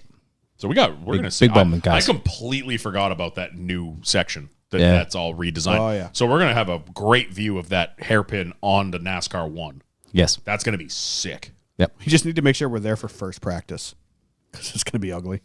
Oh, I bet. Oh hell yeah! Well, that's Saturday. We're gonna be there, hopefully for the car. Yeah, we should. Well, yeah, we should plug that before the end of the episode too. L98 Jake with a couple. First one saying what we just talked about with Bowman being below points after dominating the first one. But anyway, wild turn of events. Are we Rick Ware racing fans now? Yeah, in a weird twist of fate, if I had to go back 4 years and tell myself that I might buy a Rick Ware shirt, Wait. I've never seen a Rick Ware hauler. they're usually in one of the Ford The ones. Ford one, yeah. They'll have like one thing. I bet you they have more now. God, change the number font, please. I bet you that they'll have more now Yeah. because Well, Corey- they have more than one sponsor now. yeah, true. Okay. I mean, if hell, We'll find out. if we get the same amount of Corey shirts that Spire pumped out, that'll like triple their availability. I mean, that being said, I was a Rick Ware fan this year. I'm a Justin Haley fan. I like Justin. And Rick Ware, it was only fun to make fun of them when they were not trying. exactly. They're Like trying. Spire. We give Spire all the shit in the world for the years before they actually started When trying. they were Rick all- Ware, we gave him all the credit in the world for this year putting their foot down and going, we're taking this seriously. Rick Ware and Spire 5-6 years ago were the teams that were spending $100,000 to start the car and then bringing home 120 for finishing in dead last. It was just a business. They were just doing it to make 20 grand a week. Yeah. Yeah. And they've both really turned it around and actually seem like they're attempting to try now. Yeah. So All right, Sam Valley 95. I did the 600 a couple years ago. You guys are going to geek out when you're going to all the shops. Yep. probably not us because we won't get there till Friday night. Kyle will get to go to some shops. Yeah, I'm going to hit a bunch of them. Yeah, you're going to go to them. Yeah, Sam Valley 95. What's a good professional camera for a beginner to start out with? Might get one soon. iPhone You're the 10. camera guy. I have not. I don't know enough about it to recommend anything. Yep. Don't listen to us, but we can put you in touch with some people that are. Yeah, Josh Photo just people. interviewed somebody about all camera stuff, didn't he? A couple weeks ago. I don't know. Yeah, that's true. Actually, reach out to Podcast Daddy. Yeah. He knows way more than we do. We get anything in the chat? We got one. GMC Mike. I was at the Glen, came home Tuesday to my Luce's Fast shirt in the mail, and thought it would be a great race weekend. I like Larson, but surely not the race I was hoping for. Yep. Yeah, you're pretty spot on there, Yeah, Mike. I was so excited. Like, I was so bummed. I because- like Larson. You know, like Yeah. I like him as a person. I like him as a race car driver. I think he's unbelievably talented. That goes without saying. But I don't care who it is. It could have been Harvick. You know, Well, it's like I would have been like, all right, this sucks. We've always talked about that Coke 600 that Martin Truex led fucking 390 of 400 laps. Super happy for him. Fucking sucked to So watch. It was a terrible race to watch. Yeah. I was just so excited. I was bummed because, like, I think I brought it up last week. There's only so many of these Saturday night races, so I look forward to, like, being able to just plop down on the couch. Dude, I was watch all the excited. race. And so I was pissed when I was like, fuck, that's the night of the wedding. I'm going to miss it. And then, like I said, about 150 laps into the race, I was like, I'm not really missing much. Dude, we had the wedding shower, had all our friends, all our family, and then all our friends came over. We ordered pizza. Dan and Kay were there, Joey's son, all of our friends, like Tim, fucking people were in and out all day long. Sarah and Steve were there, whatever. We ordered pizza. We're downstairs, hanging out Riverside, having a great time. Fucking shit ass race. Yeah, it's like What a buzzkill to an awesome day for me and my family and friends. Like, and then it was like the whole weekend. I cap this off with an awesome race. I was so excited for this whole weekend that I watched the damn ARCA race because it was like the appetizer, and then you get the truck race, which was good, but even that Yeah, truck wasn't race that is pretty great. boring. Then like the Friday night, the fun with Dale Jr. and that's awesome, and I was like, oh man, this is me setting up for a great Bristol night race, and then you get that fucking flop. That was awful. And I am not against people dominating races. No, All me through either. 2021. I mean, to be a Hendrick fan, you were eating good the entire year. But it's okay for one guy to hit it Yeah. and the rest to not, but they actually have to be able to race behind him. Well, and that's the thing. If Is, Larson gets out and dominates this race, but there's still a hell of a fucking battle for 2nd through 15th, cool. Yeah. Let's watch that. That's kind of like the Congratulations. Coke 600 when Martin was dominating. It was like, all right, everyone's fighting for all the other positions. Yeah, like and it that was- was still Congrats- decent. Congrats to you guys for knocking it out of the park, but there's still a race going on back here for 2nd. Yeah. I We have didn't the have that. same feeling I had about, I brought it up earlier, the first All-Star race at North Wilkesboro. We were so excited for that. It was going to be sick. We're back at North Wilkesboro. And then Larson went out and absolutely dominated the race. I'm happy for him. Good for him. They hit on it. They deserve the win. But it just deflated the balloon. Yeah. This is the Bristol night race. It's an elimination race. It's going to be on a Saturday night under the lights and then just wet fart noise. Yeah. That's all it was. And it doesn't help that not a single playoff guy had any drama. There was nothing. We had Daniel Suarez riding around in 31st place the entire race, gets in on points. There was one swap. That's it. If there was, remember, was it the first year of the next gen we went to Bristol and everyone was having the steering problems and all the playoff guys were having, we were all like, what is going Just on? look at This the is Xfinity crazy. race. Fucking Yeah. Justin Allgaier. If there's a couple of Xfinity that would drama have saved stories. it. You're right. If someone in the playoffs, like, are right around the cut line, if a couple of guys had problems and it's like, oh, if this guy's got to do this and this guy's got, there was none of that. No. Everyone got to where they were comfortable, figured out what they needed to do to get into the next round, and then just rode. Yeah, I'm done talking about it. Yep, same. Anything else in the chat? No, that's it. Carter Appley said he missed Starcom. Nobody cares. Yeah. Big Quinn Huff guy. Yeah. All right. Well, that does it for a fairly abbreviated episode of the Luce's Fast podcast. Ow. Before we sign off. I Sorry. was going to Go. say, how are we doing on our sponsorship? That's where I was going. Okay, perfect. Before we sign off, obviously do all the follows and all the shares and stuff like that. We still plan on sponsoring Mr. Bradley Perez yet again. So if you would like to contribute to that, reach out. Certainly no obligation. Any bit of help is always wonderful. The only way we did this last time was because of you guys, and that goes without saying that it's probably the same way now. Yes, 100%. Obviously, check out the merch. That certainly helps as well. Looseisfast.myshopify.com. Pick yourself up a hat, shirt, sweatshirt, koozie, whatever you want. A lot of the people are starting to get their hats in, and I'm actually quite surprised with the quality on those. They're actually pretty nice. Nice. Except I just don't like the style. So I'm going to wait to see how his snapbacks came in, and then I'll order one. Yeah. Yep. Those are our test subjects, so more hats to come potentially. Yes. Cool. That's pretty much it. I'm Kyle Belcher. Follow us on all the things. Come on, Kyle. You missed us. I said that. I said at the beginning. You didn't even say the name, though. Mom and Dad are fighting again. Loose is fast. Do all the things. Yeah, do that. Follow us at @LoosesFast_pod, Twitter, Instagram, the Loose is Fast podcast on YouTube. We had a couple more subscribers last week, so keep doing that. Yeah. Because that helps us. Yep. And we're better than topics. What? Did I say Hit that that out loud? We're just sad. It was a bad weekend. Yeah, like this blows. I know. All right. I'm Kyle Belcher. I'm Dan Walker. Norm Pelletier. We love you. Bye. See you, Kansas. We're not in Kansas anymore. Yes, we are. Yet. It's Chris Buster losing by a nose again. Man.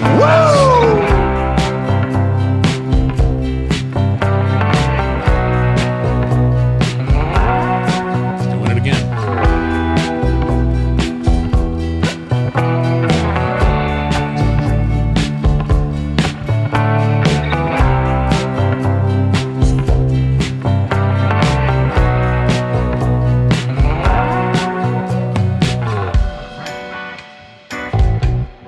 That one's for Joe.